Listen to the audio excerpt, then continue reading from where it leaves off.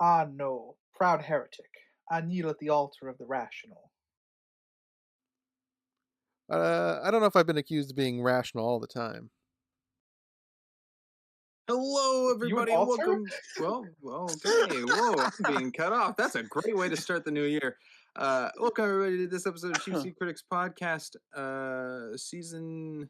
That's 29? I think it's That 29. sounds right. Season 29, episode 1. Could be season 30, and I could be totally off, but very fitting for how we do things. With me today, we have. Hello, everybody. I'm one of your hosts, a geeky writer. I'm Crimson Maroon. And I'm Sprinks, and very special guest coming all the way from. Let's go with the Bermuda Triangle. Hey, it's your favorite guest host character, Sinister Boy. There we go. Yeah, today we are covering Ryan Johnson's Wake Up Dead Man. Did you see this one coming? Maybe. There's been a lot of hints laid around I have no idea that what we'd you're get to talking this. about. Yeah, and I was not escaping. I had an idea of how I wanted to cold open this, and I just wanted to like rip duct tape off my mouth, but I decided against it. No, we got something new to get to. I mean, a lot of our things are throughout decades, but a newer pick, which we haven't done, I think, in quite a while. Um, yeah. So let's start off with hey, socials, where you can find us. Well, you can find us here on YouTube, or here on Rumble, or here on audio platforms, wherever you're listening to.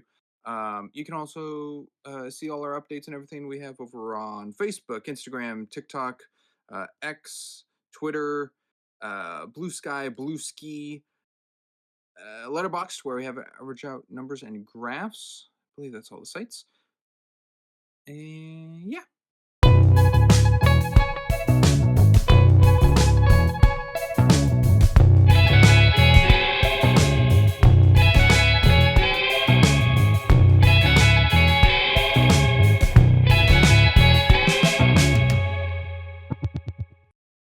So, I guess how we're going to do this whole shindig today, we're going to start with histories, then we're going to go into some fun facts I have written down, taken off the internet, so take it with a grain of salt. And then our coverage, which will be a popcorn structure, all the way up to the end where we have our summaries and ratings, and that's where we'll wrap. Sound good, everybody? Sounds great. Sounds good to me. I had not prepared a rap, but I'm down for it. Ooh, lovely. Just get some chicken and some Caesar dressing, tortilla, all good. So let's start with histories. Let's start with, well, everyone's excited to hear this one. Let's start with writer. Man, I am so excited to be covering a Ryan Johnson movie again. That is a lie. All right, But it's the so freshest Ryan Johnson. yeah, it is the freshest. That's why it smells the worst. Well, it would be all right. So history with Knives Out specifically. Um,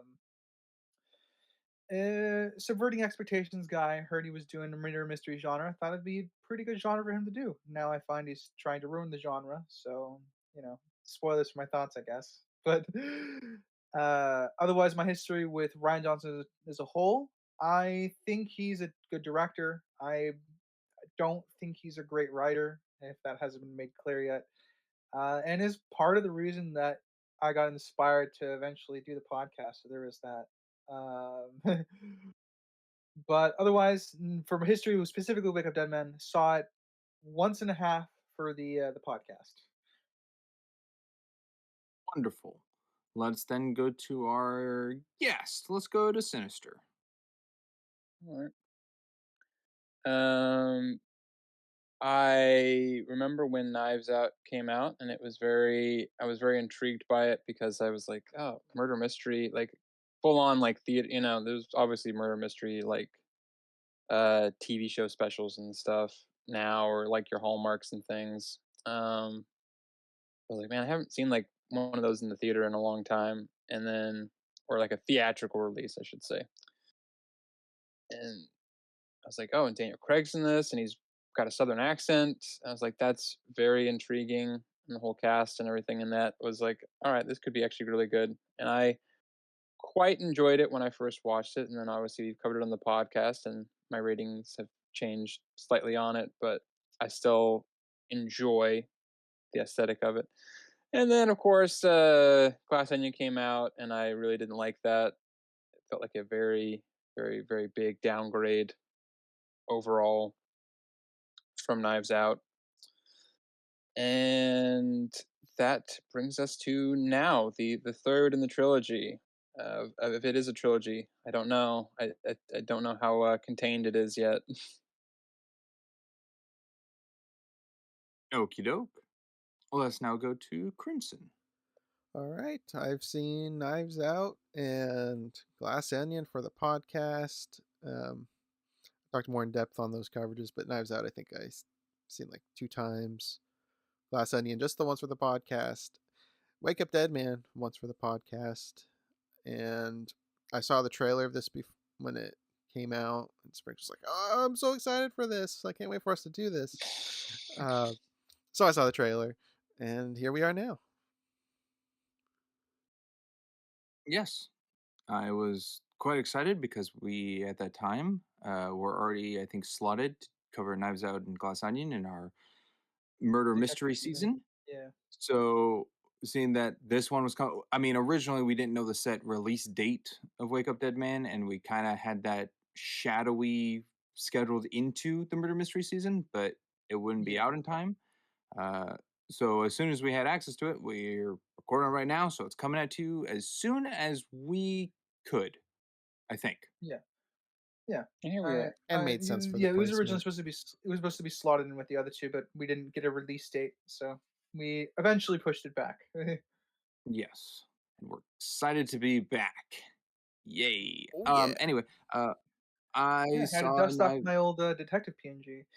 Yeah, I've seen Knives Out, I think, 3 times, maybe. Saw Glass Onion once, and I've seen Wake Up Dead Man once. I remember in Knives Out, I thought it was fine, fine little film, and I liked Glass Onion more than Knives Out. I have not seen either since our coverage. But I do remember in Glass Onion, I was the only one out of the 4 of us on the positive side of it. I seen a lot of low numbers, and I was relatively, I think I gave it like a 7 subjectively. I forget my objective score for it, and I did not write it down. Sorry. Um, but it's very interesting to see how, if anything, has changed for this one and where everyone will line up their stacking of the 3 films. Indeed, Very fascinating. it will be. Anywho, that is the histories of it. Oh, also, I guess to go with my history, I did not have a theater near me that was playing this film, so that's why this is a little later than one would expect because I had to wait for it to come to Netflix, which I am guessing occurred to everyone else. Was this theatrically Pretty much. released? I thought this This was like was a. theatrically released, It was in select theaters, yes. so I'm guessing So just that they could get. we Oh, I all think it was so did they could get theaters. award season stuff. Yeah. Yeah, did not see it in theaters. No. No. No. No. After Glass Onion, you Cool. kidding me? No. No way. Okay. So with that, we'll go into the facts again. Take them with a grain of salt.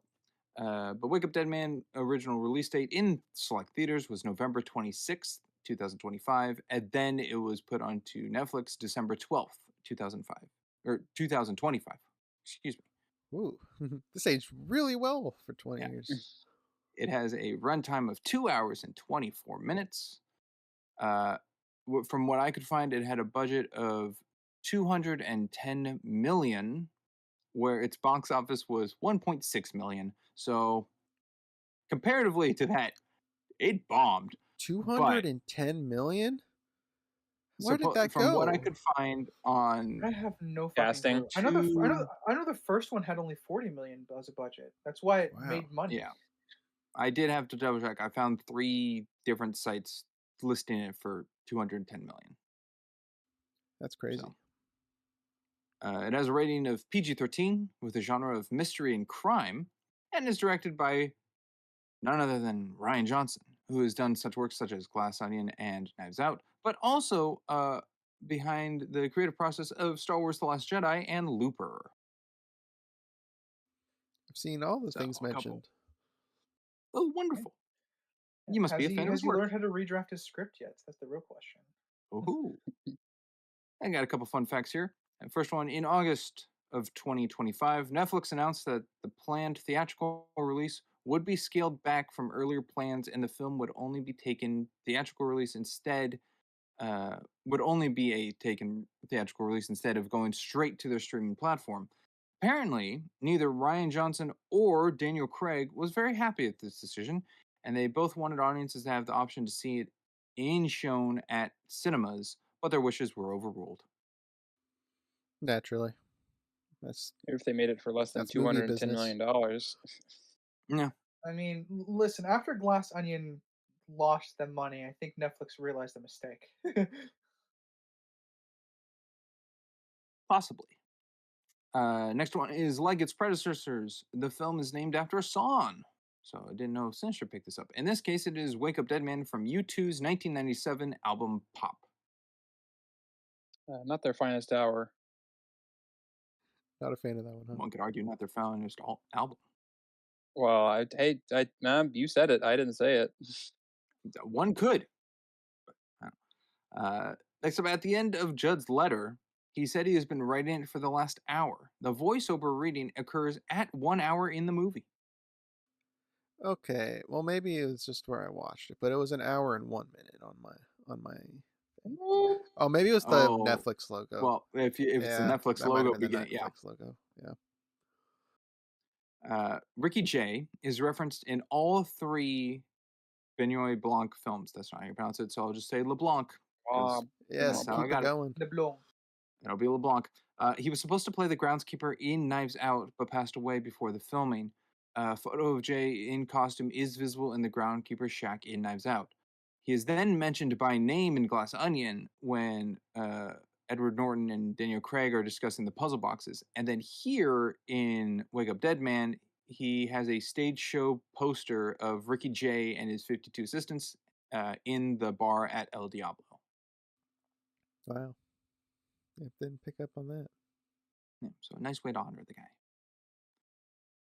Next one I have is the movie was actually shot in reverse of how the story mainly unfolds. Daniel Craig, Mila Kunis, and Josh O'Connor opened the shooting, followed by most of the cast a few weeks later, and finally, towards the end, Josh Brolin joined to wrap it all up.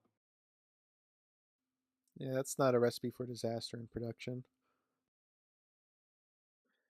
Well, you thinking? Well, you think Murder Mystery would be the one to try to start doing that because you have to make the mystery make sense. But Well, if it's all on alas, paper and structurally built, then I guess it could be recorded in out of order. Well, yeah, but also like a film set is rife for stuff to not go as planned. That is true. I think it could have been something with actors scheduling because I yeah, didn't write it down, but this is Brolin's pretty also busy, so yeah, this is also the first film back from Jeremy Renner's 2023 incident. I was gonna ask about that. Yeah, his snowmobile Yeah, he's looking kind of rough in accident. this. He plays a little rough in this. I think that's probably why. Uh, the last one I have here is more of a question before I say it, but to all of you, do you all remember the Easter egg that Ryan Johnson likes to put into his Knives Out mystery movies? That happened in the first one, happened in the second one, and happened again in this third one. No, I do not remember. nope. Yeah. Okay. Uh, Ryan Johnson likes to add in Joseph Gordon-Levitt as a member of the cast, Oh, where yeah. he plays a voice to something. Did anyone catch what he voiced in this movie? Mm-mm. Did you? I did, actually. I caught it because it's a lot more present than the Glass Onion bell going off or the gong or whatever. Uh, I, it Is did. it the It guy? wasn't the Is it the first guy? sentence, but Yeah, is it the which guy? guy that Judd knocks out? No, no, he is not the guy who That would Judd have been a knocks good out one. at the beginning. That guy didn't even speak. Okay. No, Oh, he did. Joseph Gordon-Levitt provided the voice of the commentator during the Chicago Cubs game that Sam's watching. Hmm. All right, well, that's a good place to put a little Easter egg. Well, And that is all the facts I have, I have a unless anyone has any question. additional ones. Ooh, a question. I don't know if you Wonderful. came across it or not. I didn't look into it. I remember Knives Out being like a contract 3 movie deal with Netflix. Is there any word of a revival or I did renewal not contract find for any more? word on that, but I do remember that being said, and that's why the title Knives Out has to be included because Netflix thought Brian Johnson's idea of just having the title itself would not be iconic enough to state, even though in released, I don't know, titlings of the film, Knives Out is dropped. So actually, I think Okay. for this one, Knives Out, the beginning is dropped. Those included in Glass Onion. So, Yep, I have no facts but to add. this does conclude Yeah, that 3 picture deal contract. they're probably waiting to see Oh, how this does. It's the number 2 movie on Netflix though right now. that's true. I don't think Ryan Johnson's stopping with this one. Probably not. No, I think he has too much passion for it. And Daniel Craig really likes it apparently. I mean, I really love Daniel Craig as LeBlanc too. I just wish he had better writing. I like the cast. All 3 of these movies have had very stacked casts. I think this is kind of well, I don't. I wouldn't say this one was stacked. It had a few. Yeah, I'm trying to. I'm like I feel like the last one had arguably a stacker cast, and it was definitely not as stacked as the first one. Uh, I guess maybe the first one had the most A-list stacked cast, but this one still had a lot yeah, of big names. I mean, yeah, I mean, Josh Brolin is huge. Glenn Close is big. Um, Mila Kunis. the yeah, Mila Mila Kunis, Kunis Jeremy is Renner. One could yeah. say Hayden Thomason Church. I'm Uh, no, I'm not gonna go that far. I He's don't know. decently sized, but he's not big. I know who he I don't is, know. but I don't know who the actor's name for the science fiction writer that fell off. I know he's decently big in the he's UK. yeah, Oh, he's big. He's was that Charlie Moriarty. Scott? He's Yeah, Moriarty in BBC Sherlock. That's why I know he's got some weight to him. I'm just not sure the level of that weight. I think in America not a lot, but he is. I'll give him that one. He's not That's over America 5 big, right but he is there. big. Yeah, I'm just thinking it just doesn't like feel like the biggest. I mean, it's not a $210 million cast. I'll say that much. Possibly. Uh, I guess before we go into coverage, can continue this little train. If they were to make a 4th Knives Out like film, which actor or actress would you like to be included in it? Hmm. Kenneth Branagh. Ooh, that would be good. That'd be cool. George Clooney. I would actually love to see. Crimson, you say George Clooney? Yeah. George Clooney's a crazy Pole. Crazy Paul. I think his the way he carries himself in movies would fit in this.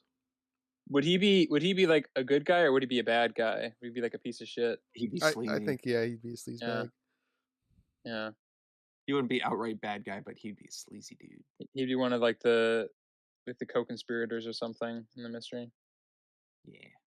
Writer and Actually, you were okay, yeah. oh, Ryder, what was yours? I was gonna say Johnny Depp, but I was gonna also say ooh, I would love to see Kenneth Branagh acting across from Daniel Craig because those two are actually really good at their craft.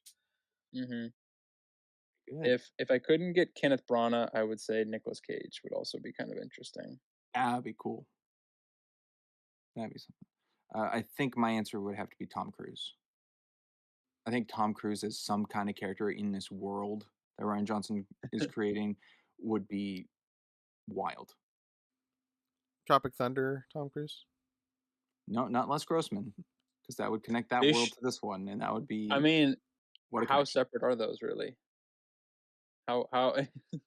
Well, Les Grossman's a little separate. I mean, you could say Rock of Ages, Tom Cruise. And, I think I would also wouldn't mind seeing Chris Hemsworth. Chris Hemsworth's got a really good comedic timing down now these days. Hmm. Yes, Chris Hemsworth would be good, but I don't know how much more he'll be doing in his acting career. No, yeah, he's stepping away for his family. Apparently. I also think Margot Mhm. Robbie would actually work really well in one of these worlds. Oh I yeah, think she's got it. She's got a good sense of it. yeah. No, she can easily do it. Yeah. Margot Robbie, Anne Hathaway. Um, who's the other one? Sandra Bullock would Uh, be good. Kate Blanchett. Kate Oh Blanchett would yeah. be a good choice. She would just do like a full. She could do like a whole Ginger Bent thing where she could be playing a dude. She's that good. If you were gonna play into the Maybe. meta like Ryan wants to do, I think I would love to see Sean Bean in one of these movies. Just Ooh, Is he the would one he that I have to want him. dies? die? Yeah. I Is he want the him one Yeah. that dies? immediately No, dead at the that's beginning. the joke. I don't think he dies. No, That's the I one wanted to time. You start off bait with him immediately you dead, bait but his he's death not the murder you're constantly. solving. Yeah. Oh, just be a little red herring. Be something like Blanc is doing a different case, like how people always bring up, oh, you did this case and that case, but it's not Knives Out or Glass Onion that they're bringing up. It's these other things. So Blanc's introduction is him solving a different case, but Sean Bean's the dead one. Yeah, good. A little Easter egg nod. That'd be a good little Easter egg. Yeah, that'd be stunt casting to the Man max. shot with arrows. He has to be in full full Lord of the Rings Man get up, killed at a LARPing like a event. Ren Fair. Yeah, Ren Yeah, I Fair think sort of thing. Ryder would That'd be pretty funny. severely hate Boromir in a Ryan Johnson movie. I would. Yeah. Uh, anyway, with all of that little fan theorizing for the future, let us then go into our coverage. We're doing a popcorn structure, which means we can jump to any point throughout the whole film. We'll try to keep it a little more tightly compact, concise a bit, which I'll try to eyeball out for. So it's not, audience, we're not looking to make this a 7-hour podcast. Just letting you know, even though it's a 2.5-hour movie. But Uh, so just to go in forward with that. But then again, you can see the timestamp or the length of this and already know. Uh, so you already know where we are. that's We true. don't know where we're at yet. We We we could have be no idea. halfway. Yeah. Uh, so let us start with not the biggest fan, but the biggest voice of Ryan Oh. Johnson Properties writer.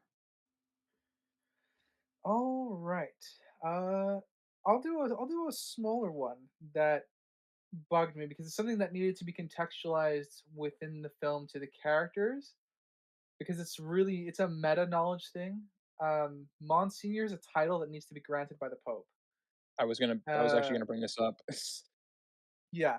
So Yeah. I having studied religion, I know what this means. But obviously, I think the implication here is that it's self-appointed because obviously Wix thinks himself above everybody else. Um, but I feel like this is because it's such a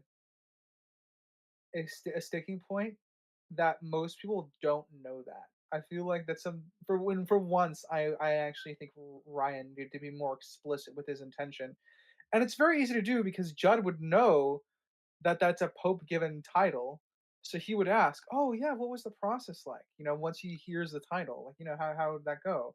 Because Judd's a Hmm. very excitable, wants to be a really good priest, so he would obviously ask how he got the title.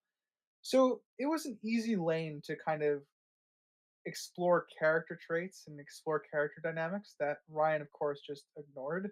Yeah. Interesting.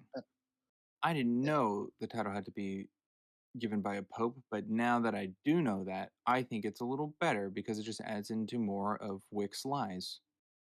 Well, But yeah. The Yeah, that's damages. the I point. think yeah, I think the issue is Judd. like yeah, it does work in that way, but it's not really explored enough, or there's not really any kind of pushback to kind of explain that to the audience. So you kind of like you have to then look into it and be like, oh, so that's something that's oh, so okay, he's just full of himself or whatever. As I think Yeah, as like so writers I, kind of I point. Yeah. understood what they were getting at with that because I happen to study religion, but I know most people are not going to watch the film knowing that. So that this is kind of one of those things where this is I like the character trait for Wix. I think it adds something, but I'm criticizing more the delivery of the writing here.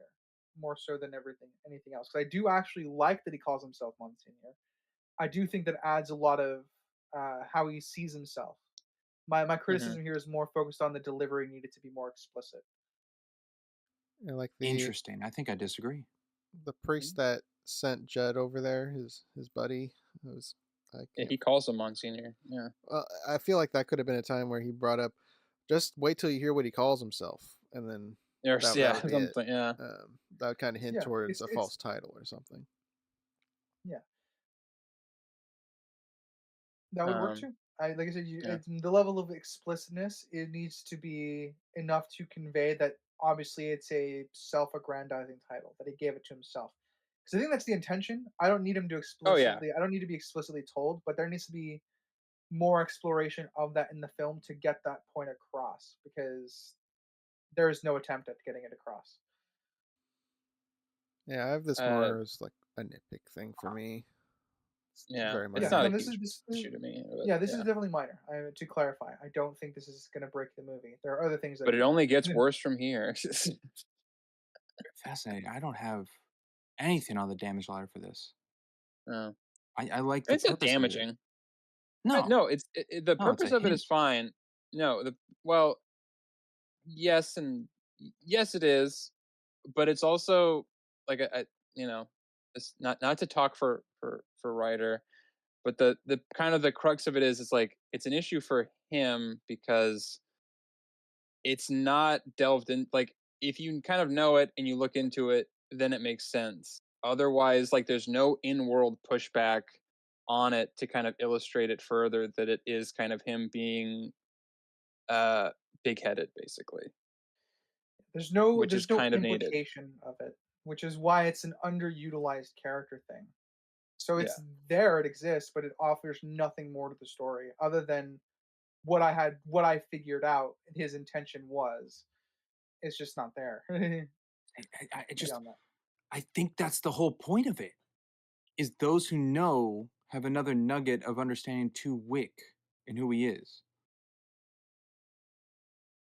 And I that's the made for it, because everything else of like the line about being able to masturbate for 5 years or whatever, that's explained thoroughly into Judd's kind of attack onto Wick for that scene. So I think like there's more focused bits of that whole situation for Judd against Wick, but just having the title of Monsieur, I think just adds into it for those who do know on the outside. Well, here's the part, right? So I think technically what it should have happened is there should have been a pushback.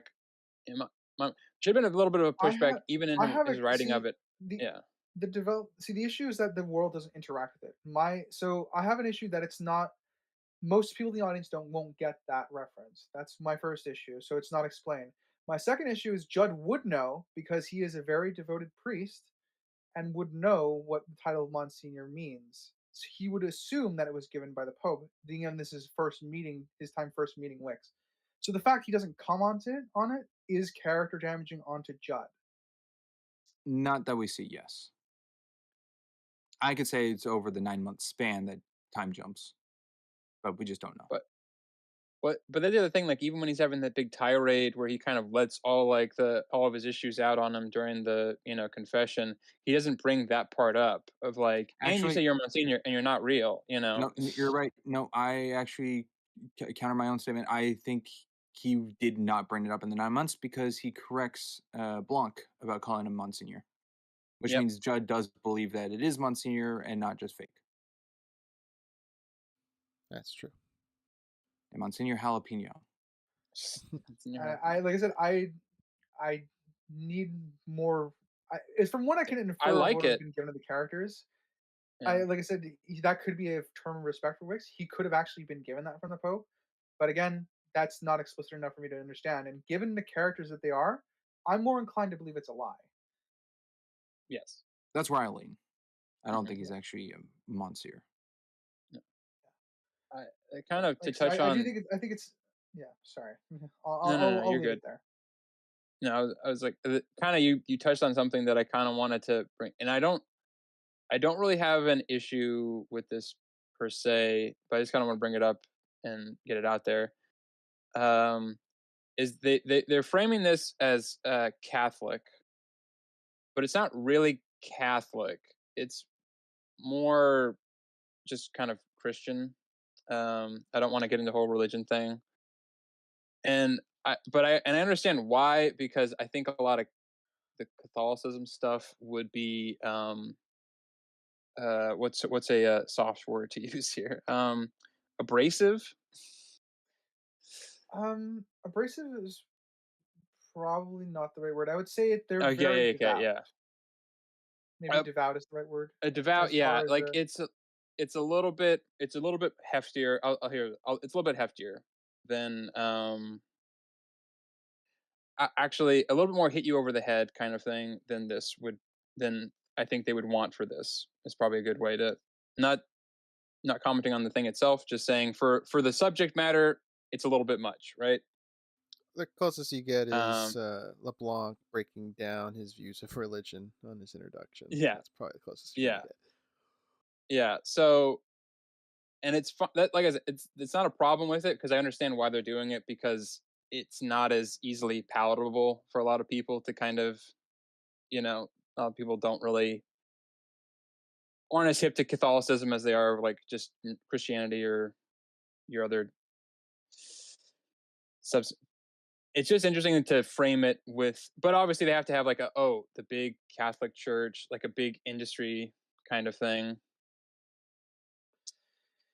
yeah. I do I think I'm more inclined to believe it's Catholicism, but Well, maybe no, it that's is. just It okay. like they're using Catholicism as like but it's the views and stuff in it are kind of I feel more akin to just Christianity than uh Yeah. I Catholicism. from as far as I understand, honestly, that Yeah. because for me that it leads more into like I don't think Ryan did his research on this enough.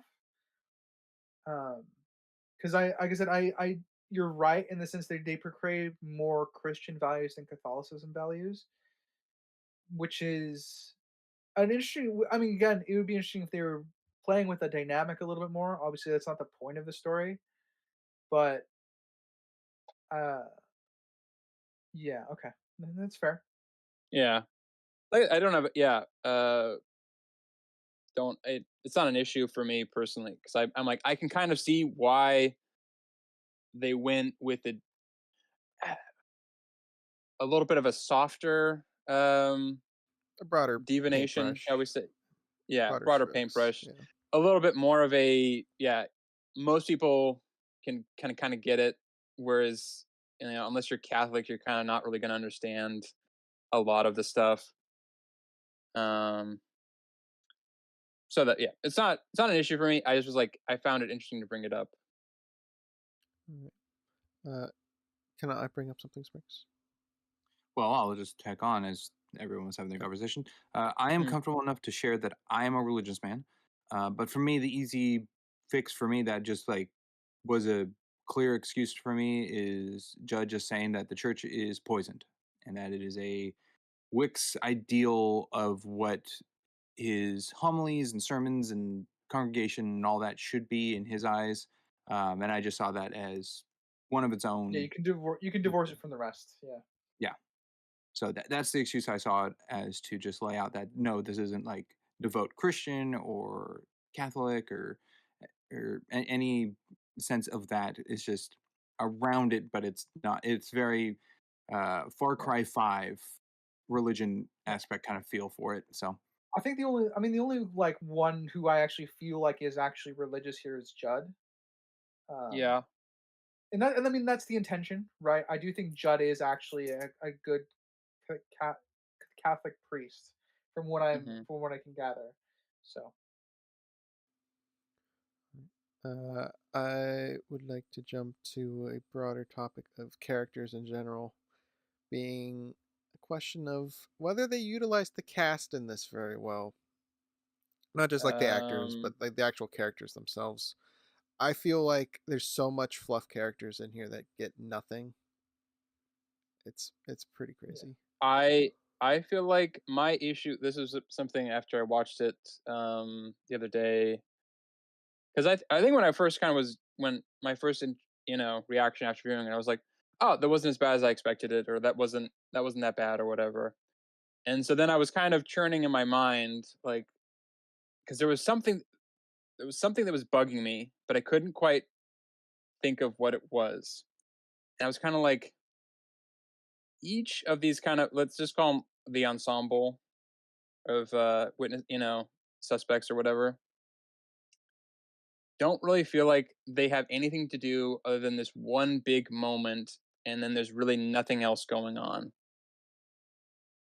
That's how I feel about Uh, it. I feel like none of them are yeah, doing anything in the movie except for the big reveal characters at the end. Simone yeah, exists.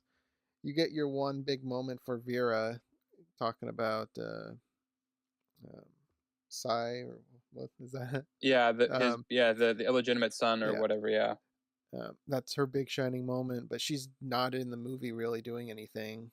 Um, it's just so that was hollow. my that was probably one of my biggest issues with this is Even the use of Sam. Vera seemed really. I could never figure out what they wanted to do with her, because she is like so in depth, and like she's shown as being really entangled in all this, obviously because she's the lawyer for Monsignor, but she really doesn't want to be there. So it is strange that she is still like indebted, because it seems like she's just looking for that thing to just get out of there. And it's kind of like hot and cold throughout the whole movie. Yeah, it's weird. What do you think, Sprinks? I think the characters in this movie aren't necessarily fluff. I just don't think they're as strong or as forward as the previous two ensemble of cast in the other two uh, Knives Out movies, especially the first one. I think the first one really shines of every character in some kind of motive uh, to either Yeah. be a suspect or around it, and all the interviews and everyone time to shine and all that. The second one has kind of the same thing of this character is related to this character in this situation, that. This one doesn't necessarily feel like, you don't really have that whole interview scene where everyone gets to shine. You don't have the um, overlay of different perspectives of scenes going on. Really, it's kind of just explained through the process of solving the case from Blanc or Judd. So it does feel different in that aspect, which kind of makes it feel like the ensemble of the congregation is one character, all grouped as a loyalty circle to Wick, which is kind of interesting to be portrayed that way. But everyone does, I would say, is a character. They're just not as strong as the previous two films. Like, Well, Lee I would even has argue. Yeah. no impact on this film. He's just another cog in the wheel, the machine, whatever. Cog in the wheel. You could take Um, him out almost. Like the he really the only doesn't. thing he There's really has no is he's like. just Yeah. another suspect with motive. That's all he has. Yeah. He doesn't change the plot or anything. He's not a red herring. He's no presence in this movie. Most movies just not in it. I could see that. I think my problem. I like the whole congregation part of it, and like that, but they really don't interact with each other all that much, which then kind of makes all this sort of like community feel very vacant and not together, which then kind of makes the whole that whole oh, we're standing with you, Monsignor, doesn't really feel as impactful, because it's kind of like, I just don't believe that these people would kind of contribute anything to each other, any their lives, It's just kind of wild especially to Lee, me because yeah. that this is almost a 2.5 hour movie, and we only get good, I think, characters out of mm, four four people maybe out of this entire cast. Probably accurate, yeah. Ryder, what do you think on all that? Yeah, I'm running it through my head. I'm You have enough to call them characters. You don't have anything more to like care about their actions, I guess.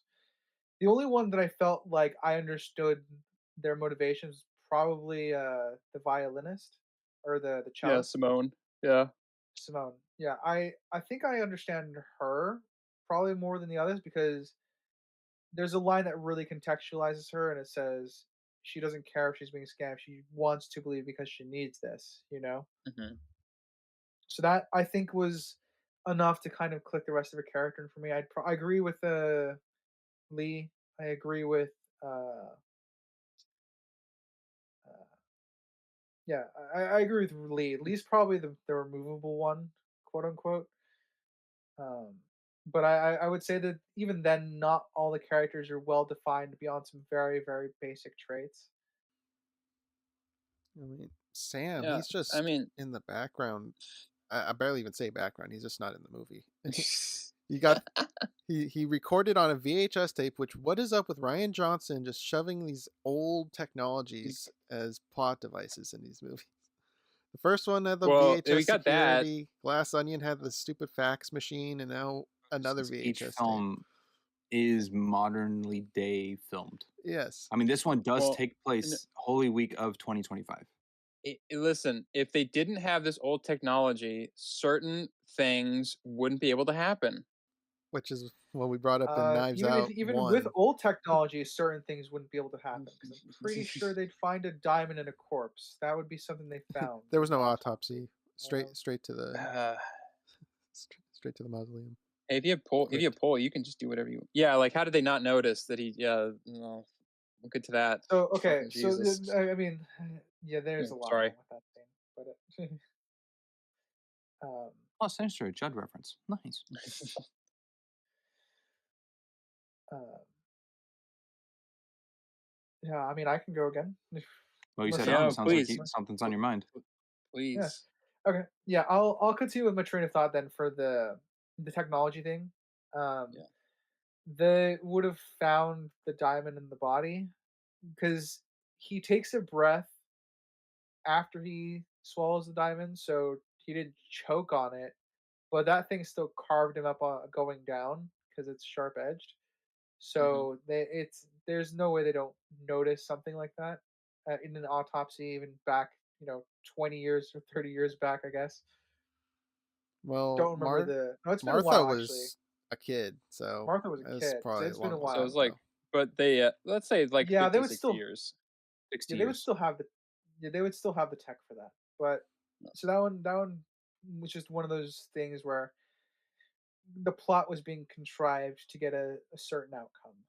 But uh, yeah, that's If my, what my Martha my little said, offshoot point. if Martha's um, confession at the end is to be taken fully seriously, then the death of Pentris Yeah. would have been 1965. Mm, Yeah. that kind of I'm tracks. less worried about the technology of it and whether or not he had an autopsy. Um, it's not I'm trying to confirmed think. either They would way. have to find a So cause of death. yeah, Is him yeah. Yeah. swallowing the apple what killed him? Yes, I think that's pretty much what. That's the implication, yeah, is that he Yeah. just collapsed right afterwards. Yeah, I did write in my notes And just a especially big there was a question mark. witness there. Yeah. Like, oh, what happened?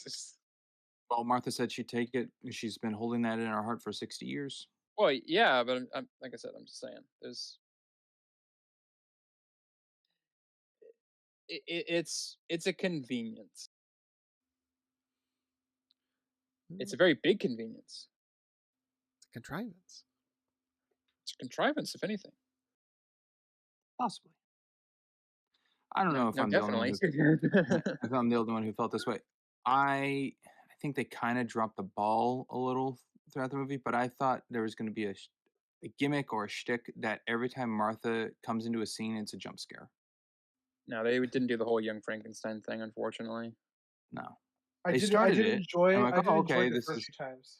yeah. I'm like, okay, and then she just doesn't do it anymore unless it's just like surprised that she's there, either like blessing the temple or just arriving in places, which is totally I find it believable. There's no place He's I think risen. Martha shows up that isn't fine for her to be, but unless they plan like that where it's just, oh, Martha's just here. Well, so But you the have it Easter egg happen kind of when missed. Judd first gets there, so he's not familiar with her, so then it works because like, oh, that's a and then you True, have but it she when was kind of hidden Ben behind him. yeah, but then you have Benoit Blanc who doesn't know anything about her, and then it happens again.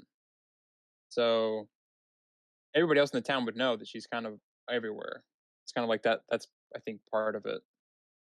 Okay, so it's not a shtick that she's jump scaring people or introductions. It's just to prove more that she's just everywhere around anywhere. Yes. Eyes and ears everywhere. Gotcha. Yeah. I mean, that feeds into another problem with her later on, but I unfortunately because once you figure out how Ryan has a pattern and how he goes about subverting expectations, the movie's plot kind of unraveled pretty early on for me. That gets into the question I was going to ask next of when, if at all, did you guys figure out any pieces to the puzzle, I guess? You might not have gotten everything, obviously, but Mm. so, like I figured out Martha really, really quickly. I never figured out that it was the doctor, but Martha Well, I you how pegged could you, to immediately. be honest? Well, yeah, Yeah. Yeah. but Martha pegged really, really quickly. I had the wrong motive though. I thought that she was trying to get the treasure, not protect it like she was doing. But I figured she Mm. did it. I knew there was something up Um. with Martha with how somewhat alienated she was feeling from the rest of the congregation. Yeah, and she She kept didn't showing seem up to be like everywhere. well, yes, but she didn't seem fully like a follower or a sheep like the other group. She did stand out. Um, and I took that as like there's something more to Martha. I I had Martha pegged. I didn't know exactly, but I had the motive incorrectly. I kept thinking that she was lying about her background and that she was the daughter, actually, or not the daughter of Apprentice Grace. Grace. I thought she was Grace, pretending to be somebody else or something.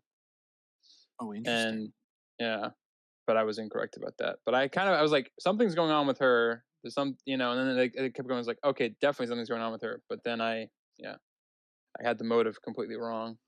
Yeah, and when Wick was going around saying, "I'm going to bury each and every one of you," he doesn't talk about her. So Yeah, it's just them ignoring her in that scenario. I I pretty much figured it out. The second scene with Martha, when she just kind of jump scares by the altar, not the mm, altar, the tomb. mm, I knew she was going to be the mastermind at that point. I didn't bother pegging a motive until later because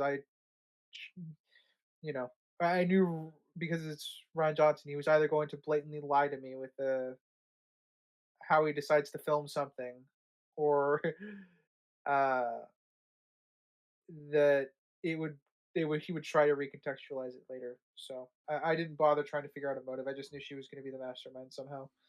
Well, at least he didn't flat out lie in this one, like in Glass Onion with that glass where it wasn't in there. He just made it up Yeah. at the end. At least you could see the second lamp in the photo when they showed it, That's true. and That Yeah, was there cool. is that. yeah, I appreciated that. I was I more referring to the flashback sequence from that Martha tells when she's like, "Oh yes, the sin of the harlot whore," and then she said, "Oh, mhm. you'll be forgiven," is what she tells as the story. I immediately pegged that. I'm like, okay, so this is a lie. We're gonna get the truth of what happened here later on. I see. Yes, Yeah, I did appreciate the lamp thing. I thought that was okay. the The whole lamp doctor's thing bag still being there though was kind of that I a agree. bit of a stretch. Yeah, Yeah, That's full convenience.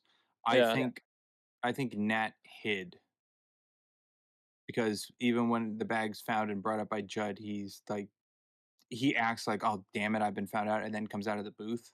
So I think that's actually his normal spot to sit at the bar, which when Judd goes to speak with him earlier, uh, to just talk like he's new in town. He is sitting at that seat, so I do think that's Nat's natural seat, um, Hmm. which to goes with the bag is there. But it is a convenience that he left his bag when hiding.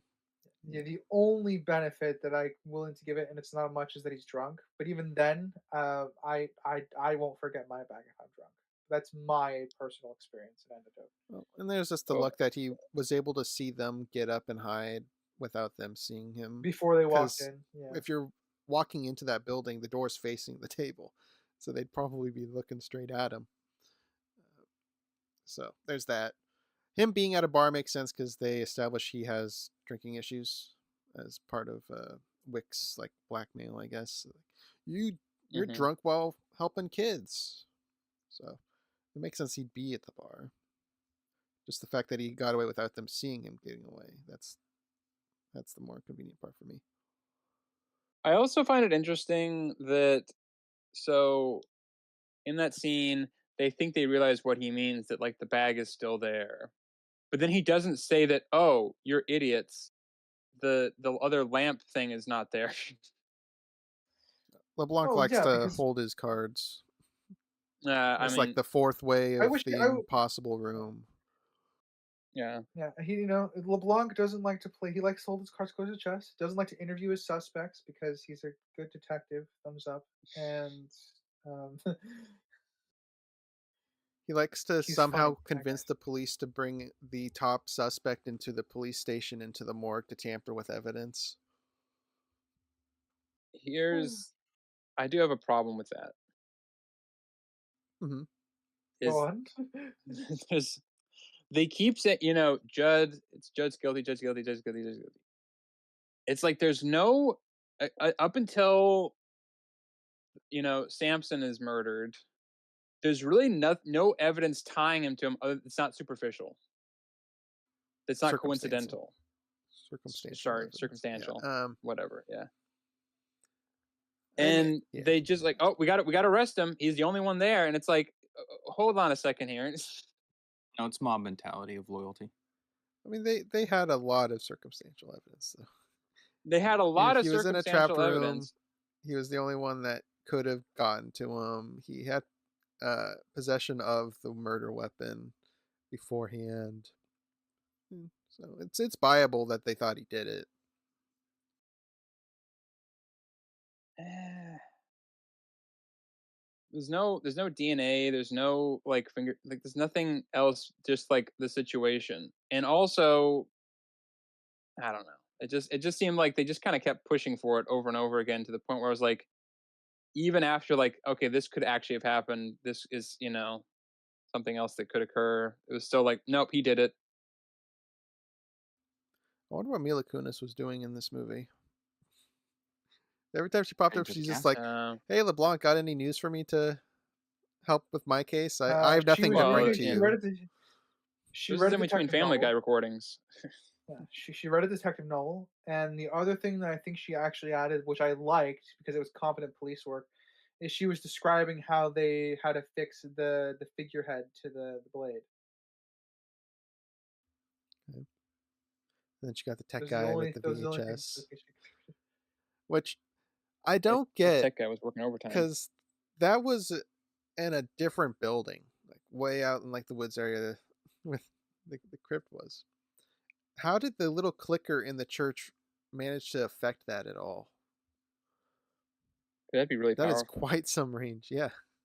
An RE signal. Yeah, from a little clicker remote. Being taking place in 2025, I'm sure that's doable. What's your likelihood on that? More than 50. I'd say 65. 60. I think 65 because things can be faulty and he only clicked it once. He could have clicked it a couple times just to be reassured, being that it's only going to spill the blood bag once upon hit. It's not going to do a lot. So I think clicking it once and thinking that that's enough when it couldn't have been Well, let's is do some where I have my nitpick. comparables. Like your Xbox controller. How far can you go before it can't reach the Xbox. It's really not that far. Same with any TV remote. Anything that would output a signal typically doesn't Well, go that far unless that's it's if it's designed that specialized. way. Yeah. I don't know why this clip Which here this would. is a well, and this To, is also a doctor, not a an engineer or you know You mean that? yeah. yeah, like they came up with this. They didn't, so they're not really. This is just like Well, Joe Schmoes, it's a basically. signal to a squib. So I can't Yes. imagine the range is a football field way. So I I don't guess know. RF, I'm more I on RE. think it's the so it's probable. less likely than likely. Yeah. No, I think it's probable just more than a one-time hit. The one. Okay. Um. Yeah. Okay. I'm fine with like them thinking him as a suspect. It, I will say though, I do my issue with I like Judd at first going forward. I was like, okay, this is kind of an interesting perspective, kind of like where this is going. By the second half of the movie, I fucking hate him. It's fucking Oh, you stupid. don't like Judd. What was the turn? The second half of the movie, they kind of ruin it by because they shoehorn in, or they don't well, not shoehorn, but they bring the whole Christian principles thing into it, and it overrides everything. You think he You don't flipped a like It, Judd switch? walking into the precinct? I don't like Judd walking into the precinct. I don't like him just saying, "Nope, we're not going to solve this now. I'm letting it go or whatever." Like it's supposed to. It's like, no, we can figure this is solvable. That's the part I don't like of like just being like, "Oh no, I've had my Road to Damascus moment. I'm done."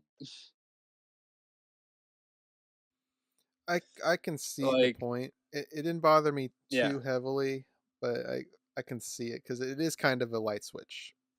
But he is a religious man, so I can kind of see that switching. But being so close to the truth at that time, I feel like that's might what as I well mean. just Like, follow through. I'm not. Yeah, I'm like, I'm not. If anything, actually, I'm more upset with LeBlanc at the end of the movie. I think that is kind of a betrayal of the character a little bit.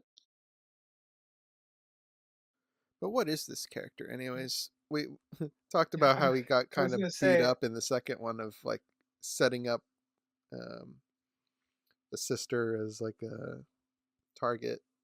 Like the name of what I'm going I escaping. think But the thing is, I think he works better as this kind of passive force that's kind of overlooking everything, not interacting. I think that's the problem with the last movie and this movie is that he is part of like the motivation. He's part of like the continuing force to keep the thing going, and that kind of creates this problem of okay, he's now looking kind of stupid or he's now looking kind of this because he's interacting with it too much, and he should kind of be more aware. I was gonna say, I don't even try to. The LeBlanc is inconsistent with his character traits through each movie, so I don't really track like Hmm. what's what he's doing, like what he's doing consistently. Like he's still, to me, he's still a bad detective and he's not doing basic things. But I agree with you. It's not good to tie your detective into, at least for a who done it mystery. I don't think it's a good idea to tie your detective into something that's pushing the plot forward. Like in Sherlock, it's a little bit different because it's not a murder mystery; it's just general mystery thriller. I think in that instance, it's better to have your detective pushing the plot forward because that can work because you're following them most of the time, you know?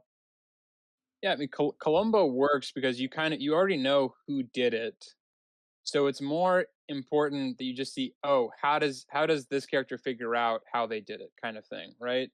That's kind of one instance of that working, and then yeah, it's just like okay, if you have somebody, and especially in this case because it's all from the perspective of you have like Judd's perspective, and then you have him telling LeBlanc, and then you kind of get the two together. But it gets weird because then you have to create fallibility, and the whole point of LeBlanc is that he is like the world's greatest detective, and so then you get these inconsistencies because he has to be fallible. Because if he figured it all out, it would be over in a second, and it just kind of was like, okay, there's like two things rubbing up against each other that aren't really working, and are sort of creating this friction that you're kind of like, don't think that would happen in a situation, regardless of whether it's fictional or not, right? I don't know. And it comes down to what they've been doing with LeBlanc of he's constantly just holding back information that he already figures out right at the beginning to hide the fallibility thing. It's the illusion of him Yeah, figuring it out when he's already got it. yeah. It's like it's frustrating because I'm like, I like the aesthetic, I like the idea of it, I feel like it can work, and then you guys like his whole like, I wanted you to be able to confess yourself. It's like that just doesn't feel authentic because there's really nothing happening throughout the movie. I I know I'm gonna get some pushback where it's gonna be like, oh, this happened and that happened, but I'm like, it just feels like so like all of a sudden, oh, actually no, I have to redo everything I've done so far has been bad, so now this is a good moment where I'm going to be forgiving or whatever, and it's like, well, yeah, Well, I think part of it is his new outlook, but part of it's also he's now pushed on a clock. He noticed she's poisoned herself, so if he confronted her there, then he'd have the whole crowd, people like, "I can't believe you did this! Oh my gosh!" And she'd be on the defense. But him getting them out of the room gave her the time to exposit the whole story. So I think it's more of a calculation thing. fair enough. I don't know. This, I guess that touches on something. I feel like this, and I'm probably gonna step on something or da da da da. But the the the mystery plot is so overly complex. There's so much As a general, or just this film? in this film. It because okay, so in Knives Out, you kind of okay. The nurse, it has quote unquote killed the person, so she's all doing all this after the fact to cover it all up, right? And that's kind of one thing, whatever. Glass Onion, it's a bit stranger, and the whole point is that, oh, he's actually stupid, that's why I wasn't able to figure it out because it's so dumb. Like, that's, I was expecting something really brilliant and smart. And I feel like this one kind of doubles on like, oh, we're gonna have just a genius plot here. It's gonna be like, like it's gonna be no holes, nothing, and it's like it's so complex. There's all these webs of red herrings, all this stuff of, oh yeah, we're gonna poison him with the baritol or whatever, and then we're gonna stab him after the fact, and then we're gonna cover him, and then he's gonna rise from the tomb. Also, it's like it's too much. It's too much. You What is it? needed to It's so pick full one of lane. holes. It's yeah, exactly. Like it's too much. Like it, and then you throw in the whole diamond thing, and it's just like I was like, okay, this is kind of entertaining, but I'm also like thinking, I'm like, this is kind of too convoluted. I agree it's convoluted and complex, but I don't think the way they implement it is to its detriment. I think it is digestible. I didn't really get lost or confused or thought I was getting overwhelmed with the scenarios. So I wouldn't really label it as a negative on its complexity. It's Ryan No, I'm just saying as a really. personal thing. Okay. I'm not saying as like, oh, in general, this is a bad thing. I'm just saying personally, I was like, yeah, I think actually, I think my problem is how it spun out is the issue more so than the complexity of it. Because You, a lot of it, yeah, you brought up red you go. herring, which brings up a good point Yeah, of I kind of mean what I that's said fine. Yeah, that's earlier. a Of big deal. Yeah. they didn't really have any, which is why I think a lot of the characters felt fluff.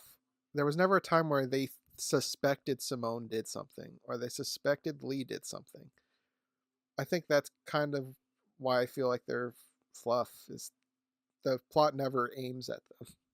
Well, that's what I touched on with the whole, or kind of. I didn't really get into it of like they always they only suspect Judd, and I understand there's like an obvious reason because he was the first one there. Da, da, da, da. But there was never anybody else kind of held to the same regard. So then it kind of just feels like a witch hunt, regardless of whether it is or not. It feels like too much. Like there was never any other person. And the fact that none of the other characters had like a puzzle piece. Glass Onion, Yeah, all the characters pretty much had a puzzle piece that LeBlanc had to like they all deduce. wanted him dead or Something something. Yeah, happened, and he had to investigate to find something.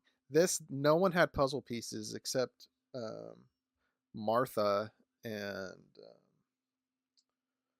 I'm blank on Judd, and he didn't yeah. even really know he had a puzzle piece, but he had puzzle piece. All these other side people don't have puzzle pieces, really. Oh, Doctor. Anyways, I feel like I've been doing a lot of talking. Someone else can talk. Okay, same. I'd like to touch on something you brought up, Sinister.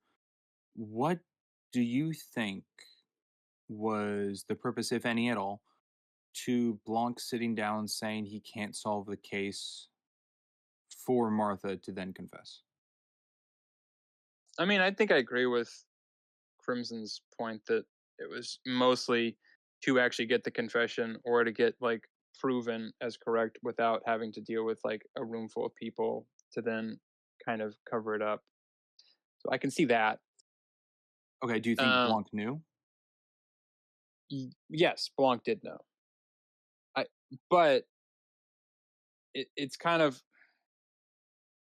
which is a weird thing that they've added into him, that he kind of like he needs to get the victory or he needs to get like the person to admit, the fault. Which I'm like, did the guy in Glass Onion he didn't say he did it. He was just sort of like, oh yeah, of course I did or something. I don't know, but he didn't really like confess it out Oh, and out. Edward But Norton? yeah, he didn't really. It wasn't like Well, he kind of confess. did. He kind of did after he burned the napkin because there was no evidence at that point. Yeah. Um. So it's kind of whatever that is, but so it's. I guess I should have probably watched like all three back to back to kind of see the devolution, as you will, or whatever. But don't really have time for that. Uh, so I guess that, yeah, I can see why now he did what he did.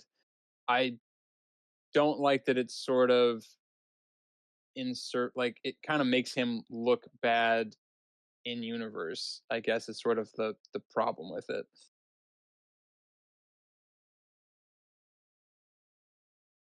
Okay. I don't. Fair enough.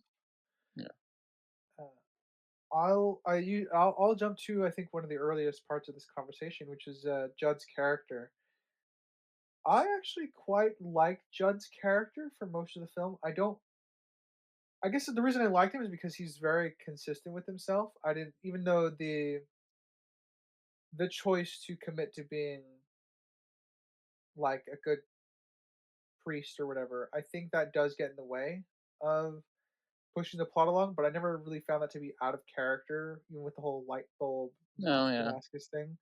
Hmm. So I did. I think he's probably my favorite protagonist of the Knives Out trilogy so far because I didn't really like Puke Girl and I didn't really like I don't even remember Quinn. the Janelle Monet. yeah.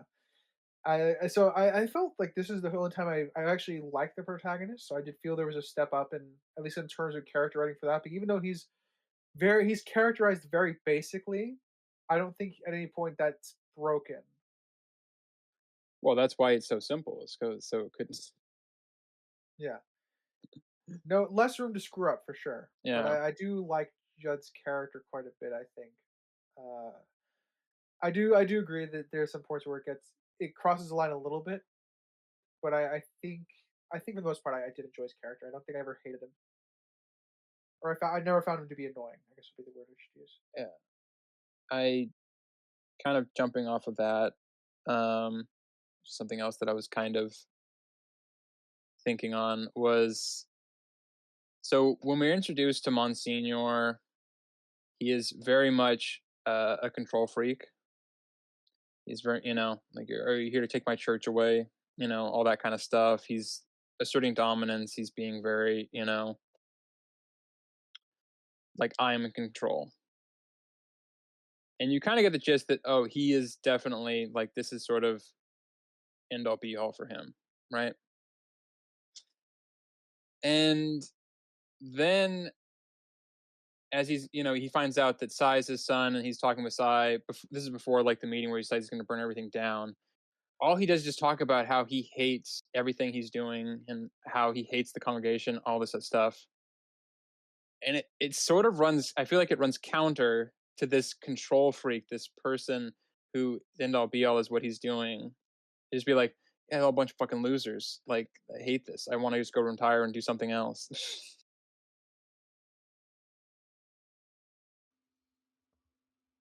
Being a piece of trash guy takes a lot of energy. So I Again, I I think the thing for me is I think he's envious of like what his dad was able to do, or his granddad. Sorry. yeah, I Um, was gonna say, yeah. yeah. I did think that was a potential plot point, but I didn't think Ryan was clever enough to do that, so I dropped that one. uh, yeah, I think he was envious of like his grandfather. So the fact that he doesn't have that kind of is he's looking for something more fulfilling for himself. It's just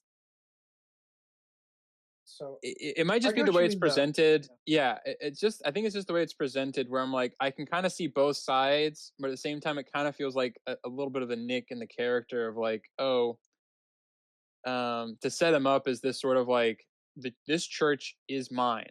I'm going to keep, to then sort of like, I don't fucking care. Like, I'm just going to go, retire to an island or whatever. Like, it's like, it's a little bit of too much of a changeover, especially in that span, for me personally.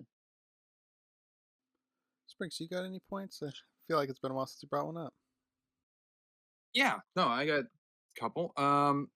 When Blanc is introduced to the church to Judd, and they have the back and forth on honesty, I I can't really think of another thing prior that blew me away of just how good the lighting was in that scene. Now, I do think it's slightly fabricated with how it is with the Slightly. well, There's like no uh, real lighting on movies anymore, right? unless it's amazing timing kind of thing, but the way they work with artificial clouds to simulate sunlight, I think was really, really cool. I'd like to see the behind the scenes of how they shot all that with the outside of the church to simulate it all. But the whole when Judd's speaking, it's normal day when Blanc enters and sunny inside the church. But when Blanc is confessing and expressing everything, a cloud comes over the sun and it gets all dark and dim and this like blue tint to everything until Judd speaks again and it's angled out a way that it kind of gets haloed and silhouetted by the sun coming through, and just that whole sequence of lighting in that room was really cool. Yeah, I mean, it kind of goes to what Ryder said in the beginning of with the Ryan Johnson spiel of he's a good director, not a good writer. I think the direction of this film was really good.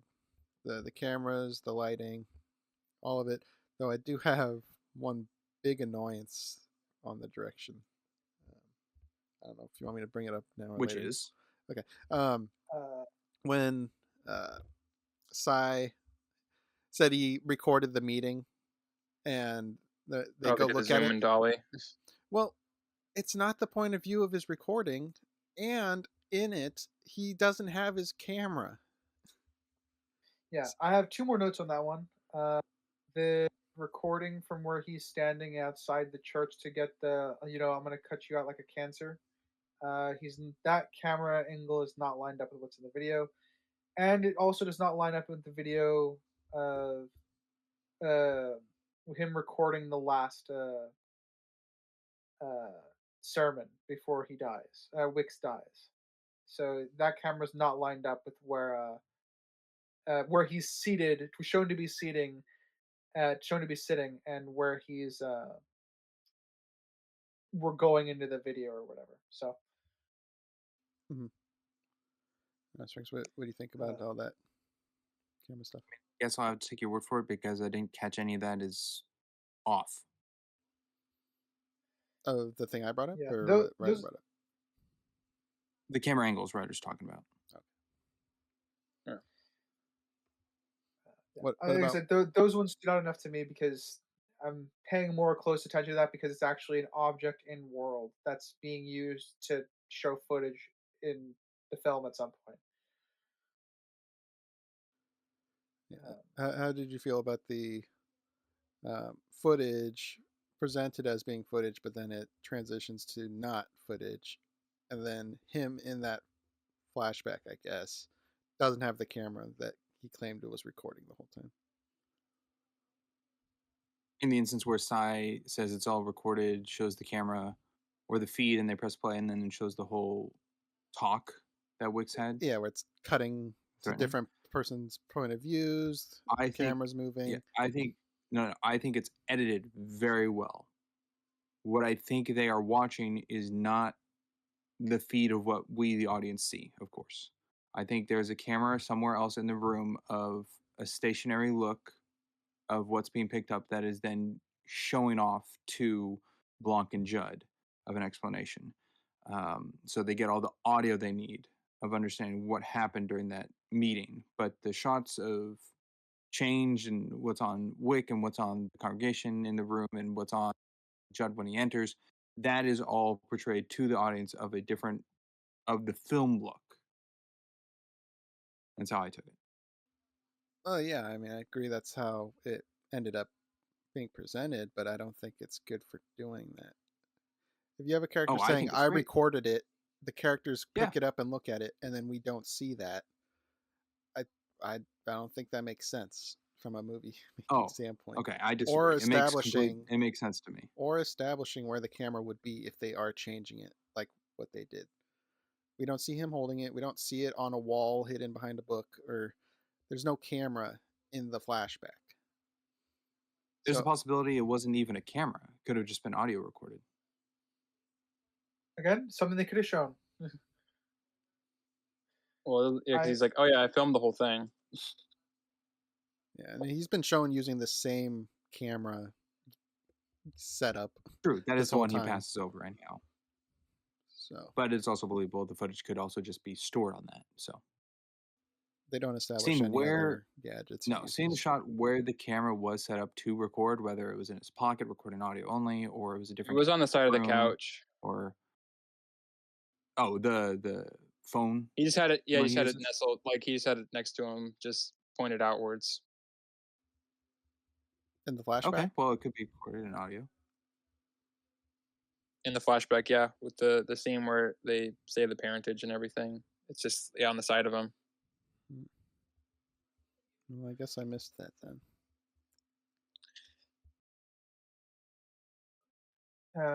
Before we get too far away from it, I will say the lighting is very on the nose. It's for me. I equate it to like all the Jesus imagery that Zack Snyder puts in with Superman during his DC tenure. It's very on the nose. I don't have a problem with it necessarily. It's just there. I think he does a very he tries very hard to get the lighting to match the shifting moods of those particular scenes when they work like that. I Yeah. have a question of Okay. something I might have missed and could be clarified. How Hmm. did LeBlanc connect the doctor to everything? because he gets Judd out of the police station. He's like, "We got to go to Nats. I hope we're not too late." Well, he finds his The cargo that baritol. was there.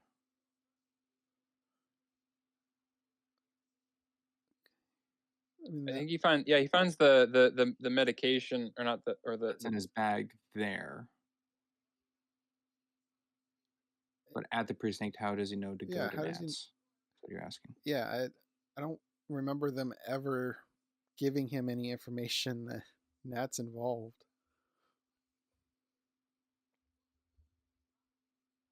I yeah, Because he was I in the think it's Yeah. precinct prior before Judd arriving, viewing the tapes of the second changings.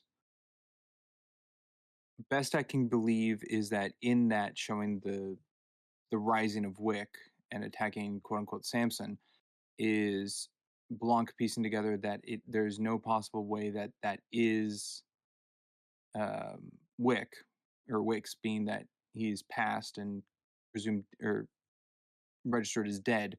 So it would have to be two fill-ins, and one of the two I'm sure would come up to across that one is Nat. And being that the footage shows someone attacking Nat or Nat attacking someone, he would be involved in some way. So to get to Nat's, because he's involved in some form because of Yeah. the footage Blanc just saw. But I That's my think that best would work. interpretation. he doesn't see Nat Yeah, though. He I doesn't think that see would Nat, but he work. knows one of those two guys is not Wicks. Yeah, Well, why couldn't it be could have been Martha? Lee. It could have been anybody except I guess Simone. I think that would work if we actually had our like detective spiel. So like our ending detective monologue, and he recounts this moment as something like he realized that one of those characters is Nat because take your pick, height, size, weight, whatever, and then uh that can translate to like him wanting to go to Nat later on. So that could be explained in post, I think. But I'm kind of in agreement. He doesn't really have much to go on because he doesn't really get his detective monologue. He passes it off to Martha, which is fine, but he could still. It leaves moments like this a little less certain as to how he was able to do things. Because with a character like Blanc, as inconsistent as he is, we actually do need that helping hand of what was he thinking at this scene during a monologue. You know, And he loves his breakdowns. Yeah, I Has one think I fall every on movie. to want more than need. I feel like it's a pretty pivotal point of the story. It is, but I'm It's again unveiling with one of the going what was killers. shown. Yes, but what was going shown prior with what I said on the tapes to get him to immediately his next thought to go to Nat's tells me that he believes Nat is in not in cahoots, but in colluded, I suppose, in the footage of one of the two. I don't know if he necessarily goes, okay, that one right there is not Samson. It's built like Nat, or he knew both was Nat and Samson in the clip, and that was refrained from the audience, and that was just knowledge he knew onto himself. Don't know any of that. I just think he knows it can't be Wicks, and Nat's involved of one of those two people in the footage. So He you're could also saying believe that one, he knows or because he infer more knows. words. Is pretty much what that boiled I down think to. he knows because of the evidence that's being shown onto him. It could also lean into being that this is Samson's footage near the crypt, that Samson's involved, being that this would be around where he sleeps or lives in the groundskeeper shed. So he could take it that it's Nat and uh, What's the connection between Nat Samson. and Sam? That LeBlanc would be able to connect the two. Sam's involved, I therefore think Nat's involved. Why is that a No, thing? I think Sam's involved possibly because it's his camera by his groundskeeper place. So if there's an event going on outside, why isn't Sam involved or knowing of this? Especially if the whole tomb door comes crashing down and that didn't wake him. well, by That this would point, you have to remember they question. have Sam's body. Yeah. Yes, Sam is dead at this point. And they found him right by the shrubbery by where that tumor arose or occurred. Um, Yeah, that doesn't quite narrow down it to it doesn't quite get it narrowed down to Nat, because it is still he knows because he knows. I don't think there's any evidence that he could easily point to for it being Nat, because this is one of those things where this is why the detective monologue is so important, because I can't follow what the detective is seeing and understanding. And that to me is what this scene kind of boils down to, is he knows because he knows, and we don't get any evidence of that he knows because he knows later on either. yeah, I guess might just be agree to disagree kind of thing. I think there's enough shown of inference of what Blanc is seeing in sequence to the linear structure of what he sees to where he wants to go to So explain like what he's thinking. you're referring just to the camera? The footage he sees on the camera in the precinct to then his first thought upon seeing Judd is we need to go to Nats. Not let me Yeah. think The what who do you think like I know this wasn't Wix rising like none that conversation didn't occur. It was them getting in the car, we need to go to Nats, which made me infer that his thought process before even seeing Judd for him trying to exit the precinct is to get to Nats anyhow. and okay, the one piece I'm missing, Springs, is what's the connecting tissue for you to infer? That the footage he sees is the reason for him to leave. So the involvement that one of the two in the footage is not Wicks, clearly. One could be inferred to be Samson, being that it's close to his residence, and Nat to be involved to fit the body or the look or what have you of one of the two in the footage. Okay. There could also be detail I'm completely missing. I don't know if there was something Nat said around Blanc or So Blanc knows of Nat to I, explain something I about the autopsy or the body because during their kind of goodbyes with the coffin and Samson was in the coffin, uh, Nat was involved in that aspect, but the false coffin was made by Samson, but Blanc didn't know that at that time. So I feel like there's a slight detail I am missing that was brought up that I can't I recall because the movie does okay. do that a lot. Well, yeah. I think the problem here is because I you're saying it. I can kind of see the through line.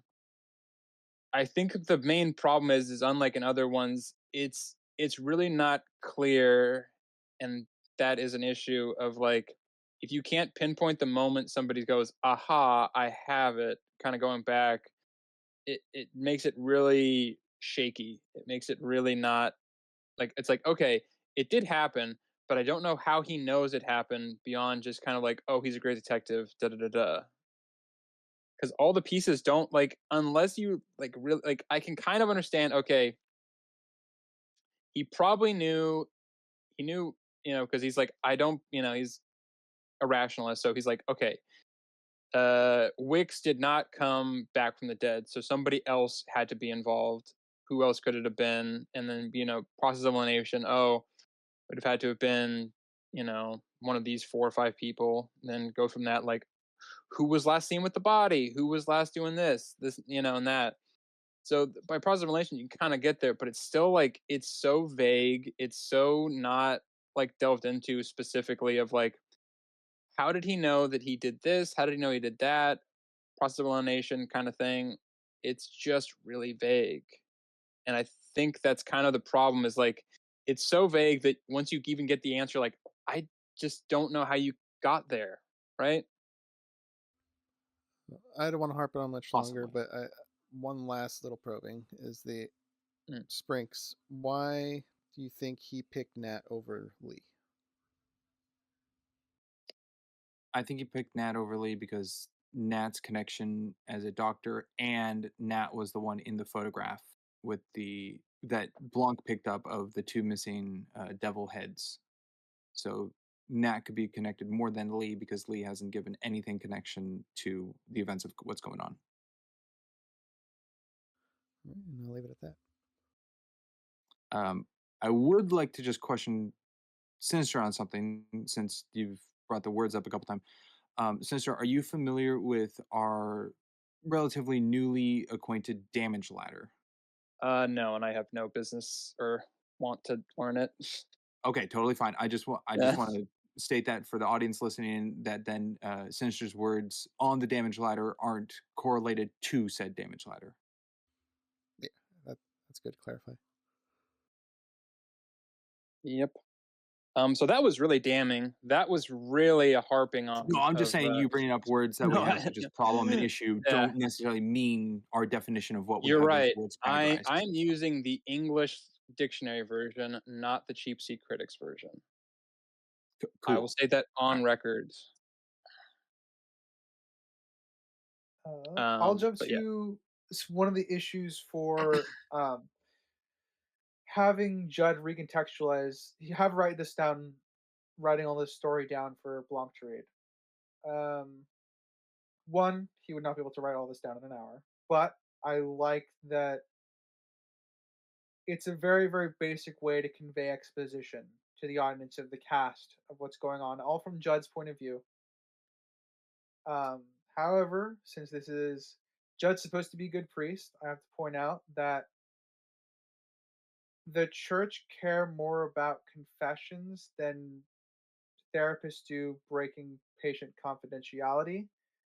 Priests would rather martyr themselves over protecting like the privacy of confessions. Um, so I took some issue with that Blanc got all this in detail, or the confessions in detail, because Judd already wants to martyr himself. So I don't understand why he would suddenly tell the the confessions of what's going on and in the in the letters. So this again is just ties to me. I don't think that he quite understood the religion he was playing with to write. Um, because I think this damages Judd's character a little bit. Because I don't I think him being a suspect is enough. I With think it was explained how, in the first scene with Judd's character. Judd is a man of the cloth, but he is not a holy man. By his first interaction of punching someone in the church. Yeah, I would just put him on a spectrum of priests because obviously you got Wick. Was it? Was it Wick? Jefferson Wicks. Wicks. I guess Wicks. Because you I'll got expand the Wicks question then. who completely I'll abused expand the the question then. confessions. Yeah, I'll expand the question then. Is Judd a good priest? In practice, not in principle. You know what? I'll go with that. Yeah. Yeah, I'd say he's not He the gets perfect priest. better. He's like No. learning. Um, being sent here to Chimney Rock anyhow. He's learning to become better. I think the Especially starting issue off in a is, poisoned yeah, congregation. But I think the issue is we don't really know how long he's been a priest. Yeah, that would He's just said clarify it like for when me. I was yeah, he was like when I was 17, I was a boxer, a fighter, a street kid, and then I killed a guy. And then he's obviously not 18 or 19. He's obviously like in his 30s, but we have no idea how long he's kind of been doing this. But he seems, at least from his point of view, he's like, I was naive enough, and full of Christ and this and that. So it must have only been a few years or so. he is not a priest of his own church yet. No, it's not a He's still under pastor. training. So I don't necessarily think it's been that long of him being a deacon. Well, I mean, you can warm the position of deacon for over 10 years.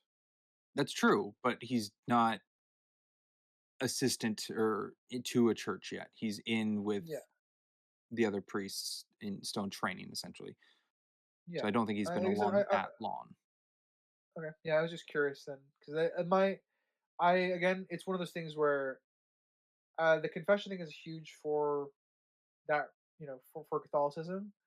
So that would be him failing, I guess, being a good Catholic, which is fine. He's not exactly straight edged. But if the thing is because they try to portray him in like being a good Catholic priest comparatively to Wicks, which is not a high bar. I'll grant you. But it's just an interesting thing, I guess, to work on as a concept for the character. Okay. Yeah. Yeah, no, I do see that as it's a problem if they intended him to be a good priest under the terms of that religion, but it's not an issue with the internal consistency of the character. Yeah, it kind of falls down to intention, which is Yeah, kind of a gray area. yeah. Hence is the question. Yeah. Uh, Gotcha. I'll go with a big overarching question that to me wasn't explained. Um, what was the initial plan, if not for Judd, to get away with Wix's death? Well, what was Judd's Because plan? Judd throws the devil head from the bar at the church, which breaks glass or crashes into something. That then gives whoever finds it, which I think is Martha, gives them the second head to stage what Nat does in the closet to swap them out. So one was on the rope and one is to be the knife. Hmm. So without Judd throwing that head, is it ever stated what's the plan to go with then? Because then that's just happenstance because of Judd for it to turn out the way it did. I guess it comes down to the roadmap. We don't know how long they had this planned. They might have had. Well, he has the meeting that But night, Wix right? has it planned. He's got the forklift already ordered for the tomb, I meant. and that he was Well, going to that's take the fortune separate. on Sunday. That's a separate yeah, that's a thing. separate part of the plan. Yeah. Yeah. Well, true, but That's that made the congregation go into effect of that they're now on a deadline Well, you're talking to take about care of well, yeah. Wix. having the So two there's a Wix plan and heads. there's the murder Yeah, you're plan. talking about having Yeah. the two heads. The two heads is the kill the congregation plan. Wick's plan was not to have two heads. The two the double No, heads. he did He was not. just going to open it. Yeah. So the two heads would have been the congregation, and their plan, we don't know how long they had. It wasn't very long because they were on the clock with him leaving. Yeah, but they only had one head. Yeah, but they knew his Or plan. here's the other thing: he threw the head in, so then they're like, "Oh, that's perfect. Let's get a second one." We have That no then idea. comes across to me that they planned their whole coup and rise around Wix one night before his sermon the next. That Here's the comes. here. That's. Yeah. I think There that's you what go. they did, but yeah. That to me falls onto a nitpick. If that's what is being portrayed. And it makes it convenient. Actually, no, I have it a nick. A nitpick is just that Judd throwing it drunkenly was involved with the two heads in the murder case, in the crime scene. The nick is if it was all planned that night because of having the second head. Yeah. And even furthermore, that it landed somewhere someone could see it and then just like hit the building and fall in a bush and become irrelevant. uh, so yeah, it's a very tight window. It is technically possible because the characters involved do know that there's a second head, so they could have gone and seeked it. But the timing involved with that doesn't really hold water. Here's the Well, that thing. made What I me think. believe that Nat stole one of the lamp heads at the bar. Here's the thing. So he throws the head. Samson sees him throw the head. So now they have. Oh, he threw the head. Now he can be this. Now we have kind of like a scapegoat thing of like he was the last person to interact with this thing, right? True, but Samson doesn't bring that up. Listen, there's a lot of stuff we've said that we're taking as fact that wasn't actually brought up in the movie. True, I just don't. I Yeah. think I fell into Samson being that he didn't bring up that it was Judd. He just knew someone threw something at the church, but he couldn't make out who. So, well, there you go. Okay, fine. Samson. So now they have that. All right. Nat drinks there. He's like, oh, I know where the other one of that is. So we can just pin it on whoever. And there you go. But then you're saying Nat the next day went to the bar to steal the second lamp head for them to orchestrate it before the sermon. That is how Sure. that would have to go. I think it was a quick turnaround. Yeah, 'Cause- given the Yeah. time limits, they had to do that all the night before then. Yeah, and with that, I'll fall that onto a Nick because it doesn't even come across that they were rushed or shows like the events of seeing that other head domino affected their plan.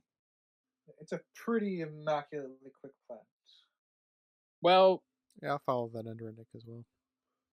That also mean that Samson had to have that wait, hold on. remote thing with the head that morning set up, which I could believe was the original idea somehow with the one head that they No. possibly already had. So Martha knew that Wix was trying to open the tomb to then get the thing. So she was already aware before the meeting. So there was an element of this that could have been planned in advance. She could only convince Nat to go along with the plan after the meeting because he was going to be burned essentially. Yes, they all were in some form going to get burned by since they were threatened But by no, Wix. but the important part that I said was that she knew beforehand all this was going to happen because she knew that he had ordered. No, she ordered it. She was the one. That's right. No, she She called ordered. to verify. No, Yeah. she called to confirm the order. Yeah. Oh, she did. Okay, never mind then. Yeah. Sorry, that was No, another confusing part. but you're right. She No, did know that Wix yeah. had this plan orchestrated beforehand, but So the there only was no parts that planning. so the only part she didn't have was the sedative to knock him out. That was the only part she didn't have, which Nat could very easily get, and then all the rest of it kind of falls into place. So that was the only crux. Oh, okay. So you're stating that you think about before Wix had his whole meeting with everyone, like threatening them all. The congregation already had a plan to take Wix out because Martha knew. Yes. I Well, not see. that they hadn't planned. She knew what she was going to do because she says like, "Oh yeah, it was just supposed to be." Then we do like he was going to rise and all this other stuff, and obviously that didn't happen. But so the only part she didn't have was how to get him, knocked out to then stab him and all that kind of stuff, and the co-conspirator for that, So was the which headpiece just uh it landed in our lap, we'll use it. It would have just been something else before then that probably yeah, because that was a night before deal. yeah, and it Yes, because it was comes across and that the blood on Judd's fingers is not blood, that's paint. squib, yeah. Which, of course, is something that he could probably tell the difference was. If it's paint, that's even worse. Uh, I mean, the way right around that is just store blood somewhere, like real blood, like have pre-store your blood or something. But I don't know if it's paint, that's even weirder. I don't know. Well, Well, Paint is it a is a different Protestant texture. church. They actually might have the quote unquote blood of Christ for their communions. there you go. I mean, it's not the hardest thing in the world to get a hold of. Yeah. No, but it is traceable if you have your blood on a murder case. Well, no. So, well, I mean, Wix's plan is to pretend to be dead, right? That way he could resurrect or whatever. Well, no. So he was, I think, originally just going to open the tomb and steal the diamond because he can just, do that. Oh, okay. Got it. No, Yeah. the So, sedative but put into his drink was planned by someone. He didn't put that in himself. yeah, Okay. no. You're The right. You're head right. on Martha, his robe, he was not aware of. the problem I have, the problem I have with the plan is that okay, Martha, devout woman, she knows this guy's a fucking piece of shit, and he's gonna. But I think she loved Prentice, so she's like, "Oh, I don't want to. If he ruins this, he's going to ruin the entire name." So there you go. There's that. At least I guess to defend it. But she's like, "Oh, now we have to concoct this crazy plan so that he can rise from the the dead to kind of embolden the church and not tarnish it essentially." Yes, I think Oh, adding in the whole superstitious situation of raising the dead and all that would add more time of confusion to a detective case for her to be able to save the apple. Uh, Yeah, adding more pieces to the puzzle gives more time, which is what Martha did. And she was constantly a distraction. Every screen, every time Constantly a distraction. she was always screaming or yelling or something to distract. Yeah. It's such an easy person to pick as the killer. Yeah, Glenn Close, Fatal Attraction, anybody? Hmm? Yes, I found there's another fact. It was a minor one, so I didn't really include it. But the cross she wears in this movie is a prop she wore in another movie of her own. Mm, okay. I haven't really seen many movies of hers. Jack, I A don't know big what Glenn I've seen of Close. hers. Live Yeah, action 101 Dalmatians Oh, yeah, there there you you go. go. Cruella. or Guardians of the Galaxy. Guardians of the Galaxy. 2, 3, 4, 5. Yeah, she's the Nova Corps commander. Oh, yeah. There's something else. Something ancient in him. I don't know why I could quote that. So I'm going to sling some damage towards LeBlanc. At least I think so. I'm always down for that. Yeah. It bugs me, and I think it is damaging to his character that he stayed all night or however many hours, because it was daytime, when he was on the phone, when Judd was on the phone with Luis or whatever her name was. Um, he stayed in the office that whole time. It was daytime, and then we jumped to nighttime. So it's been hours, most likely. It didn't look like sunset. It looked like daytime. So it bugs me that he didn't go out and investigate or track down Jason or Jack or whatever the guy was. He just sat there passively doing nothing for hours. That's not the I best agree with that. detective in the world. Yeah, I mean, I like that Blanc recognizes the moment with Judd between him and the girl he's talking to is enough to like leave, but he would not stay idle. He Yeah. would still respect Agree. that between them, but he would not stay idle. He's not He would even not stay digging through the idle. papers The or anything. only No, the only little comfort to that is when he told Judd to write everything down. He did sit still, I guess, for an hour smoking by the fire. So a little of that can go here, but I do think he would do other things. But I also think that with the whole town against Judd, Blanc is the only one to like be a protector of Judd. But then again, onto that counter, he did close a door so he didn't have eyesight within Judd to see what was going on in the other room. So back and forth, back and forth. Yeah, and if they really wanted him to stay, he could have just gone through all the files. We could have just seen him investigating in the room. What? I know. It's a little out there, but yeah, they could have at least done that. Yeah. He really did. He really came in and did absolutely nothing, didn't he? Yeah, he just sat in there and waited for the phone call to end. For that scene, sure. Yeah. No, I think kind of that was kind of the through line. He was like, "All right, write all this stuff down for me, bring me up to speed, this and that." And it's like you didn't really do any research before coming here. You didn't really look into anything. You didn't No, interview anybody. this is Ryan Johnson's connection to the Glass Onion thing. I don't remember exactly it happening in Knives Out, but this is the whole like twist of this is what actually happened kind of thing of the story.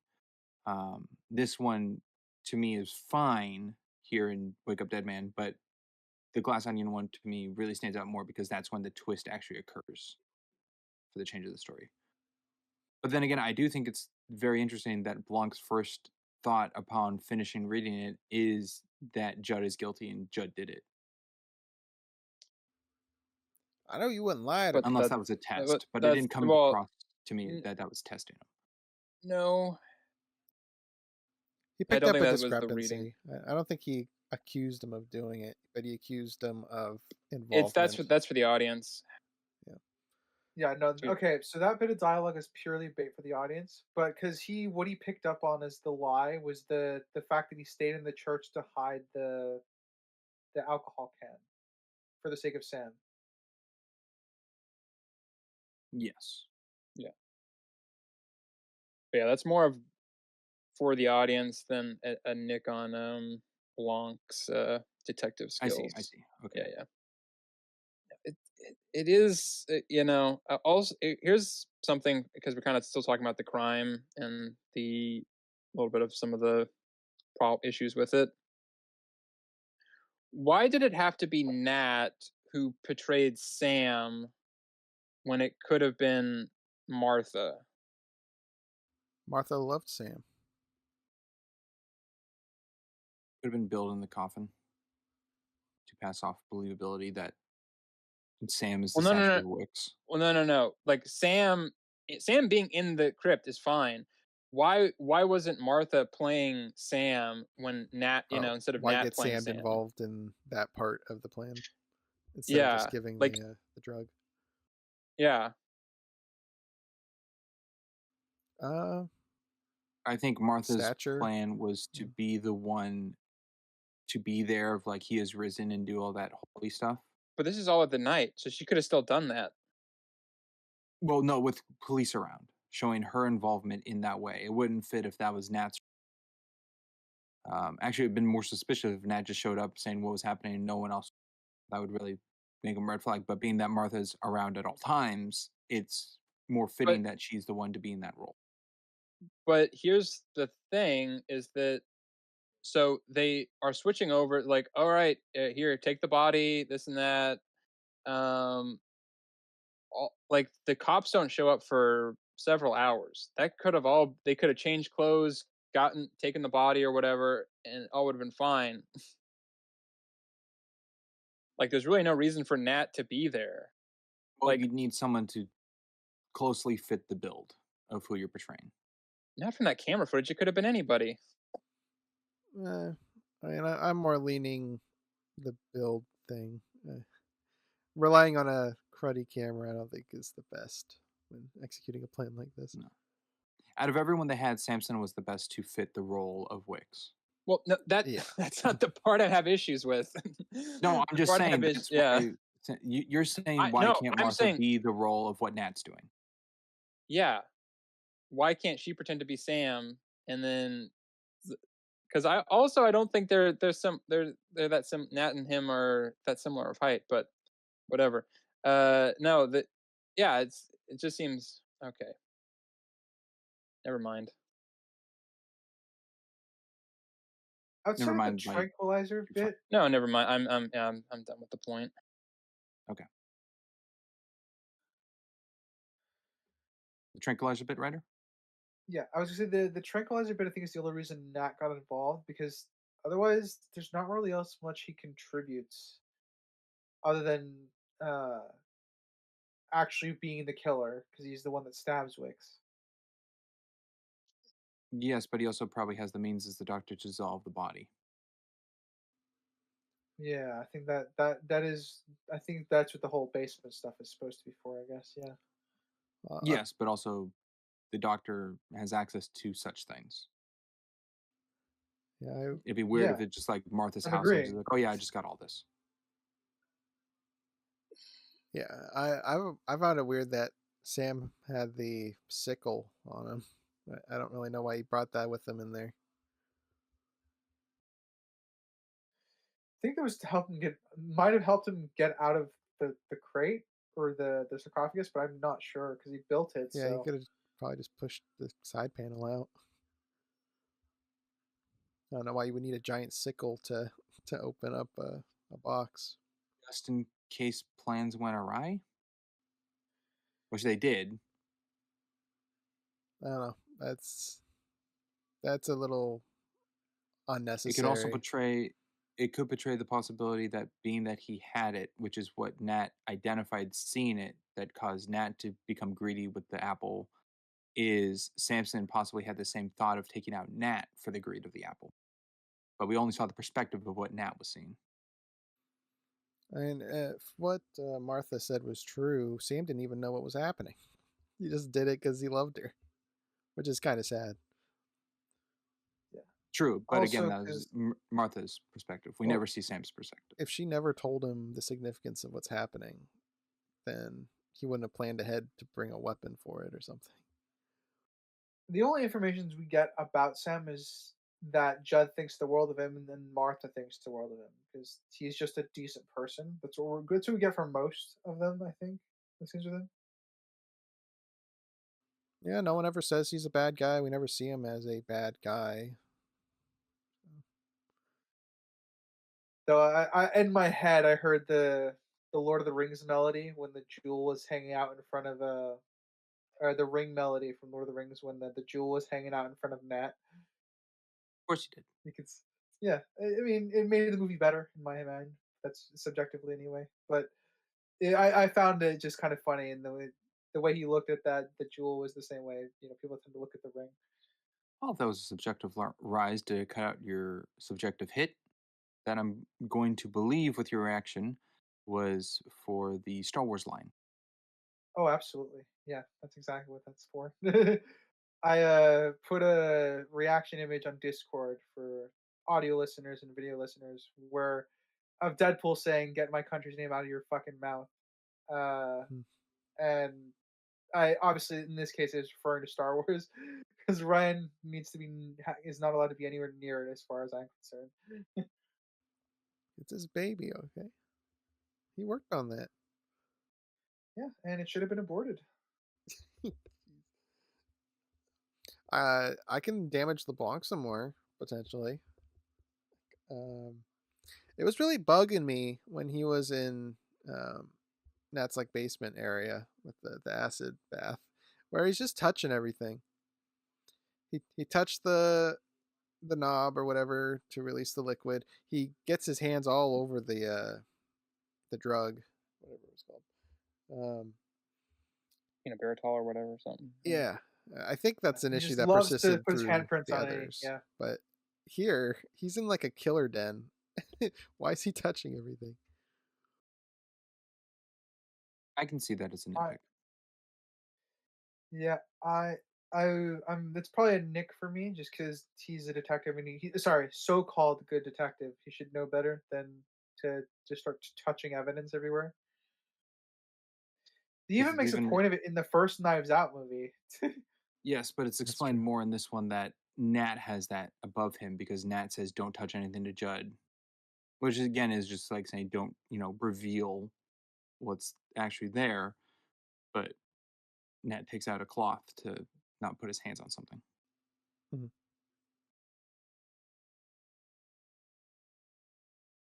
But also at this point, like all these deaths have already occurred, kind of thing. So I guess that makes a little more sense for Blanc, but not fully excusable. So nitpick. Did anyone else find it I think there's a couple comical bits in this movie. Not sure if they were fully needed, but they're silly. Anyone else find it funny when just seeing Daniel Craig toy around and play with Josh Brolin's body? Um, I personally didn't find that very amusing. I actually didn't really find this movie that amusing as a whole. There's something Oh, about what a that just surprise! found a little chuckle. Like this is silly. I My agree, favorite that is comical silly. bit though is when Blanc interrupts Judd to stop talking in the church by playing the organ. Bum, bum, bum, bum, bum. I already forgot what the tune was. uh, So started going in Wilson Grumman yeah, territory. and the bum, bum, bum, bum, bum, bum, bum, bum. He timed it very well. He just Yes, must have gotten there. my possible issue with that though is how did he get there unnoticed? He took the back door and then put on his invisibility cloak and crossed the stage in front of everybody to get to the I see. So instrument. you're in agreement with me. That he had to probably cross the Probably. stage. I didn't really see any doors on that side of the area. I don't know if there's any doors on that side, but if everyone enters through the two main doors, there's police activity throughout from the entrance to inside where Geraldine is. We would have had to walk past all of them to get to the organ. I assumed he did this. He used the same underground tunnel teleportation tricks that Martha does to get from, screaming over Samson's body to teleporting to Nat's that night, and then being back again to Oh, not that's be suspicious that he was gone. okay. That I don't agree with. I don't see that as teleportation. I don't have a timetable, so I guess I'm okay with it. You're But I think taking my your issue time. with this is 'cause she's shown to be outside with the rest of the gang as they're trying to wait around outside the tomb. If I remember that scene correctly, that's why I call it teleportation. Well, If not, then I have no issue because she can get around. she's the one that sent the information about the crypt, so she could have gone to Yes, I his don't. house and like, hey, you know what happened, and then she'd be back by the time everyone shows up. Like, I don't think Martha was at that part where they're restricted from seeing the tomb. She was prior to Samson's body, and that's that morning. And then when she goes to Nat's house, it's at night. So she has all day to get there. No, no, no, no. She's remember she's outside of the tomb when they bust out. Like when all the police and stuff are there, and she's yelling at the top of her lungs, and then she overhears them talking about Samson's body, and that's why she realizes it's going wrong. She goes immediately to Nat's house because Nat doesn't show up to the crypt that night. I think.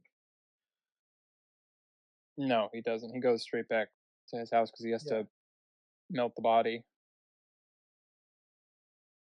dissolve the bodies. Okay, I see what you're saying. Yes. She would then have to get Yeah. to Nat's house. She has to get from Nat's house and then be back at the in for one of the group shots later on. That's pretty close to Judd just walking up to wanted to like let uh Geraldine know that Judd's in his church and he's ready to confess or whatever. I think she's in the background for that shot, which is not too long after that particular scene. Anyway, yeah, I have issues because Yeah. Martha was teleporting earlier in the film. This one was just So, particularly bad for me. so I'm just pulling up to double check everything. Yeah, she goes from the tomb where she's saying like he's risen, all that, to then, which is at night, to then everyone getting their phone calls of the situation where when Nat gets his, she's at the door.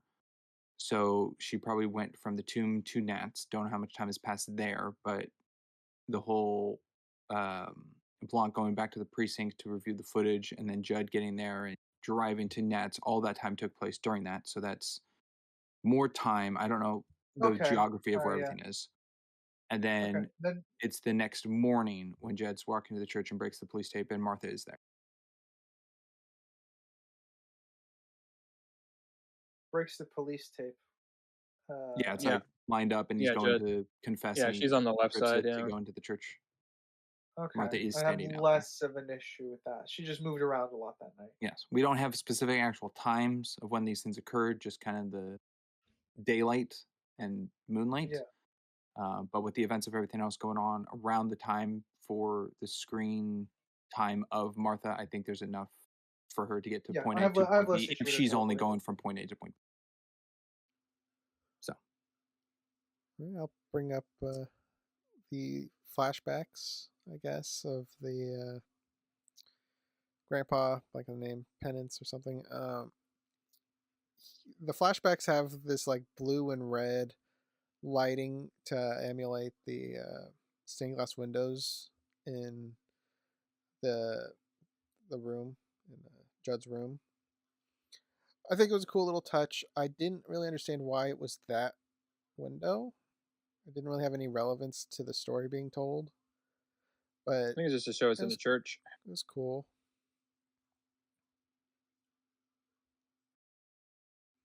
It's not like the yeah, story is being told through his eyes, like he's looking out the window and telling a story. I think that would make more sense, but it's a cool way they did it. I will say, in defense of the movie, it's definitely a production uptick from Glass Onion. I thought Glass Onion looked really, really bad. I think this looks a lot better. It's not as good as Knives Out, but it's a lot better than Glass Onion. Ryan I can Johnson learned agree how to that this zoom in That looks better. this. I'm not dealing with a constant blur. That's nice. Yeah. Or the sharp brightness of a beach landscape.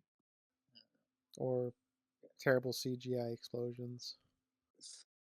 Well, you do get a bit of brightness, but I think all the brightness is very intentional. One, In Wake I Up feel Dead like, Man? yeah. Yeah. I also feel like Glass Onion just looked like it was like done on like some like sound stage in like the middle of like a Hallmark movie or something. Most of the time, I'm like, It was recorded during COVID. It was like listen. I'm gonna give it a little bit of a break because of that, but also it looked bad, and I'm gonna be honest. Fair enough. It I, did kind of look like a eh, commercial, the way yeah, everything looked. it was like going from Knives Out to that. I was like, this is a definite downgrade, and I'm like, there are reasons for it, but I still got to call it like I see it. Um, so this is a lot. Definitely, this looks like an actual movie in comparison. One of Yes. the I wasn't quite sure how to feel about this because Luis calls Judd while he's waiting out in the forest, or like hiding or whatever, and she confirms for him that oh yeah, Wix set an appointment like a week ago, And then he's and immediately like, I have to turn which myself for in. him is confirmation that he's innocent as far as everyone else is concerned. But he, for some reason, doesn't ever bring that up again and just assumes he's guilty and he's the one that did it. That's kind of where I had an issue with some of Judd's motivations in the third act. Thank you for not Well, making me look like a crazy person. yeah, to Judd's recollection, he got punched in the face, woke up, and saw Wix standing there, and he took a weapon and attacked. So upon waking up, that it looks like who he attacked in the night was Samson. Was just enough Which belief that he did kill it. What I don't, which is it's fine for me. I don't have it as, but I do wish we kind of saw a little more of the explanation to that because we just see the punch of Judd and then that's explained of like Samson and Nat and what's happening. We don't see Judd waking up again of seeing Wix and what that is. It could have just been a dream, which I kind of am taking it that way because we don't see another perspective of that event. Which Yeah, no, which no, part was a dream? the Wix flashing light thing, that's Yes. supposed to be a dream. Oh, yeah, yeah, yeah. And Judd just takes that in as a memory of accidentally killing Samson. Oh, that's just on poor conveying for the character. Then I'm gonna walk away with an issue, unfortunately, regardless. Okay. For what the events transpire of Judd's perspective on that, that's how I took it in as, which is why well he's no, more comfortable turning himself in on the death of Samson. Now, Yeah, being but he arrested would for the death of still. Wix, I think he's still yeah. against that, but Well, yeah, but he Yeah. seems to be confessing to it, so it's also weird. Yeah, like, so that's kind of what bothers me is because they don't really Yeah, make the distinction of like he's gonna turn himself in, but still give Blanc the crucial piece of information. Of like, yeah, Wix planned this, because as far as he knows, that's what they called Luis for to begin with. yes, to verify the Lazarus door on the crypt change. Yeah, I I don't wish it know. had a little more. It was a very small kind of throwaway twist. I wish it had more relevance or something to it.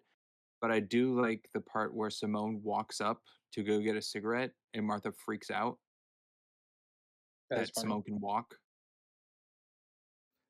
Okay, I retract what I said earlier. That I did find funny. Okay. I forgot about that. That was actually funny. I She's can like, "Oh yeah, walk. I It can't just walk. It just hurts. really hurts." And I just went, "Oh, if that was a twist later on of something to unveil, I think that would have been a little stronger." But it is for that kind of just comedic bit. That's the red herring. That's what they wanted you to think. Oh well, they got me.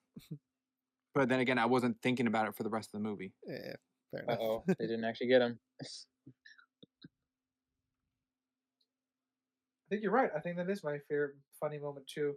To Yeah, turn that out was. he's still alright. I think that Um, was pretty much the only part that really got, I think, a chuckle out of me. so though I think Martha was pretty obviously involved, I do appreciate that she was involved in the story a lot more than Random or Ransom or whatever the heck his name was in Knives Out One. Yeah, I do like that she had a presence throughout this movie. I think Ryan Johnson just kind of learns what doesn't work and kind of keeps doing like half of them, and then does the things that do work on top of it. So Well, So would see, you he should classify this movie generally, he as a as general some rule, then weak he should sauce? be some improving. weak sauce. They never delivered the line. There's no weak sauce. They didn't. No. Though they do hint at something to Detective Elliot from the first one about a fruit basket. Oh, I didn't even Something pick like that that. up. Yeah, the fruit basket. Yeah. We never get Uh, Yeah, I crossover do. characters in this franchise. It's just LeBlanc. I think no, that's but okay. I think it's that's structured that way. because that's the Yeah, whole It's I just point of think about the so. murder story. mystery. We get a reference to Elliot Self-contained. from Knives Out One, and I think it's mostly because it's implied that Elliot's the one that gave Geraldine the contact information, right? For Blanc. Yes, yes. Yes. Okay. Was Geraldine saying the fruit basket to go, or all that?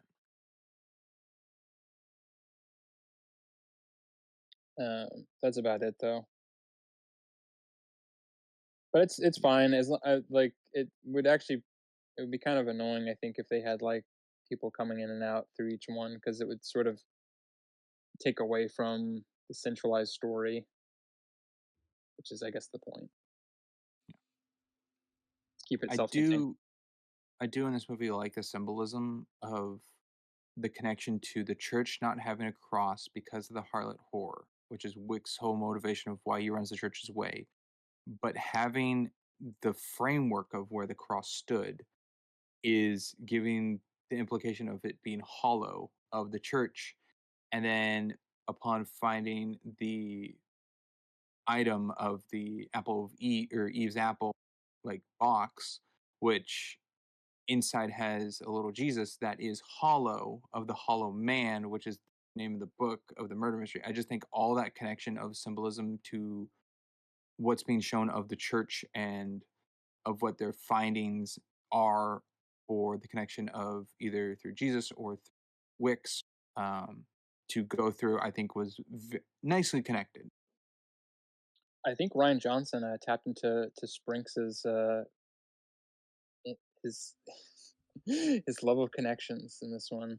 Well, I think I'm going with what Crimson said earlier. I think his directing work on this was very nicely done, of how it was pieced together. His writing, on the other hand, is Oh a no, different question. yeah. No, Mhm. he should not write things. He should direct things that other people write. He can I'm glad consult. we all He can agree. pitch ideas. He Like can. Last He Jedi. can do his stupid fucking his murder or his like detective TV show. Okay, he can write that. But movies, no, he can't write those. I do like that. That one side brings up: is there anything reminiscent or anything to do with the apple that Blanc and Judd would know? It is centered in frame of And the they shot and they between both And step in Blanc and front of Judd. him. Yeah. Yeah, I'm like, that's a good shot. because you mentioned the apple, is it a problem that Blanc didn't find the apple when he went into the crypt and looked at the body of Prentice? They did a shot focusing on the stomach of the corpse to show that nothing was there too. But I'm gonna say no, because of the lighting of what was being used to look at it. Nothing was reflective actually, to make it glisten or pop out. if anyone has it up now, I would be curious if it's even there because they have a shot focused on the stomach of the corpse. So if it's not there yet, I find that not good. It's not there yet, I'm, then I'm, that's just a flat out problem, Yeah, because that's the stupid no one glass took in it to Glass put it back. Onion. Yeah, he didn't break out of his box yet. Nothing's happened. Uh, Gosh, it's really hard to tell. I mean, from what I recall, they focus on it pretty directly. Well, I think they do later because the light reflects off of it to make it glisten and its coloring's different. well, But when Blanc that lifts the top, there's no light onto it. There's just a panning shot down to the waist of the corpse, and I can't tell. Can't tell. I Okay. can't. it's possibly there because the coloring of the corpse matches that of the coloring of the jewel of the Wait, apple. actually, well, wait, hold on. It wouldn't be there Why? because they would have already taken it. Was was this when they broke out or Oh, you're when absolutely they right. put the body? Nope. Sinister's absolutely right. That's why it's hard for me to tell. It would not be there. Yeah, they don't Samson show took it. it Yeah, before he opened the door. yeah, you don't get to see his body until until after technically it's already been removed. Sorry, audience. That yeah. I was yeah because they open it up, but yeah, you don't get to see Princess's body until after they've technically broken After it the door's open. been broken down, yeah, Yeah, and they investigate. so I just unclear. I just realized, is it Oh, I don't weird think that it's now unclear. I mean, unclear if it was there or not beforehand before they stole it. Oh, well, yeah, because We'll it was never in a know. sealed box. Yeah.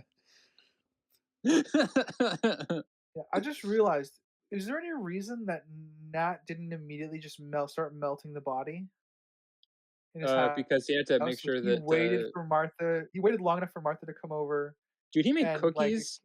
He made cookies and tea. yeah, He wanted to also kill Martha. yeah, that's fine. But That he could makes have sense. But melted the like, body. yeah, he could have. Why would he not melt the body immediately? It's my issue. I just realized that he would have probably melted the body immediately I think evil because person monologue. Oh, This is my big yeah, he plan. Ha wanted to ha take this ha. time to explain his evil plan. Yeah. Okay, all right. I You have an guess. hour to live because I poisoned you. Ha ha ha. Yeah, I wish I had again. In that case, I just wish I had more of Nat's character because I don't necessarily see that as a. wait. But the few character traits we get of him, I don't see that as a You- thing that he would necessarily need to do. This is I took underdeveloped it as he characters. sat down. He sat down and drank tea or whatever with her to explain his whole situation, which he already had quote unquote poisoned her at that time. So that was just evil person monologue. No, no, no. So the how that scene's ordered. First, he tries spinning a story for her, Yeah, how and it then all went she gets it, well. Yeah. and then she confronts him in the lie, and then he starts evil monologuing. So he didn't jump right into that, which is Oh, why I true. didn't But immediately connect but it to to them. his knowledge, she's already ingested the poison. Yeah, no, no, no. Like I said, that's fine, but I think for me, or not for me, but it's like again, this is separating from the whole acid stuff. He obviously wants to. I don't know if he needs the evil monologue. Like I'm not sure that's. I don't get enough of his character to know that's a surefire thing. He just did it because it was suddenly presented with the opportunity because she didn't, believe whatever story he was telling. Mm. Yeah, it comes down to I think his character just is nothing. It's a nothing burger. Yeah, I mean, I most of the characters are I feel super like simple. something they could have done, and they probably didn't want to because it might lend to being able to figure it out. Is him complaining, "Gosh, if well, Grace, if I had more money, I could pull Grace." They would do it more easily, like Yeah, yeah, yeah. disguising the words wouldn't be that blunt, but hinting that Hmm. he would like money. He thinks that would get her back. That's never portrayed. It's just she left him. Well, that he wasn't successful enough for it's also so weird because it happens so like, all right, she left me or whatever, and then he's just like an alcoholic despondent for like the rest of the movie, and it's sort of like obviously there were like other issues probably going on there, but it's so surface level that it kind of makes like that sort of be like it turned him into a joke basically until the end of the movie. Just a sad alcoholic. Yeah, who hates women? Yeah, starts hating women, and then they blame. That's the other part is like he's like Judd's like defending like Lee, Nat, and all these people of like that they need to get actual help and do this work or whatever, and then like that kind of goes away and turns into nothing. They're all actually Yeah, just terrible people. Yeah,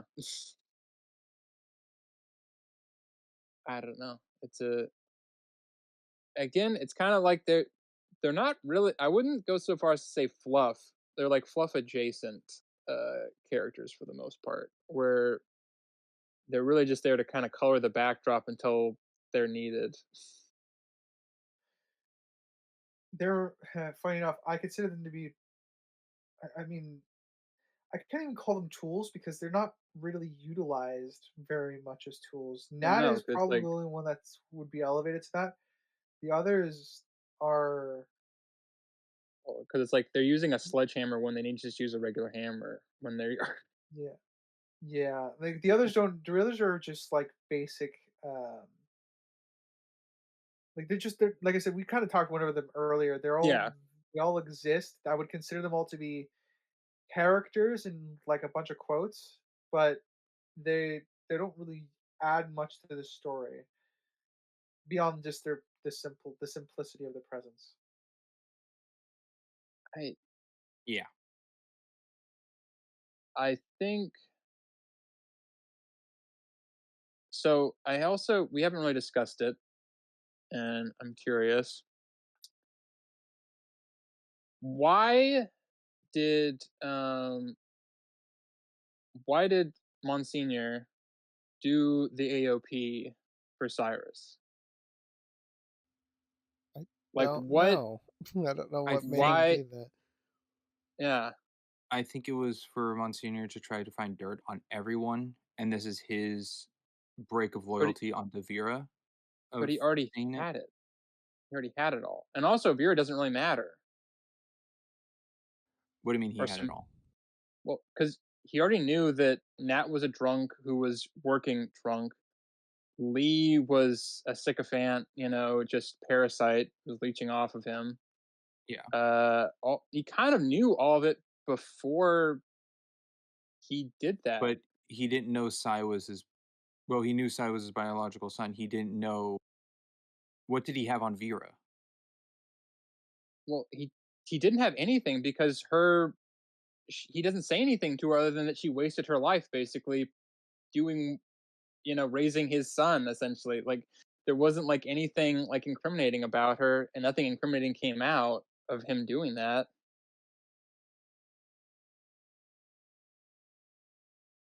Like the only thing you could argue is like, oh, well, that burned that bridge, but he had to.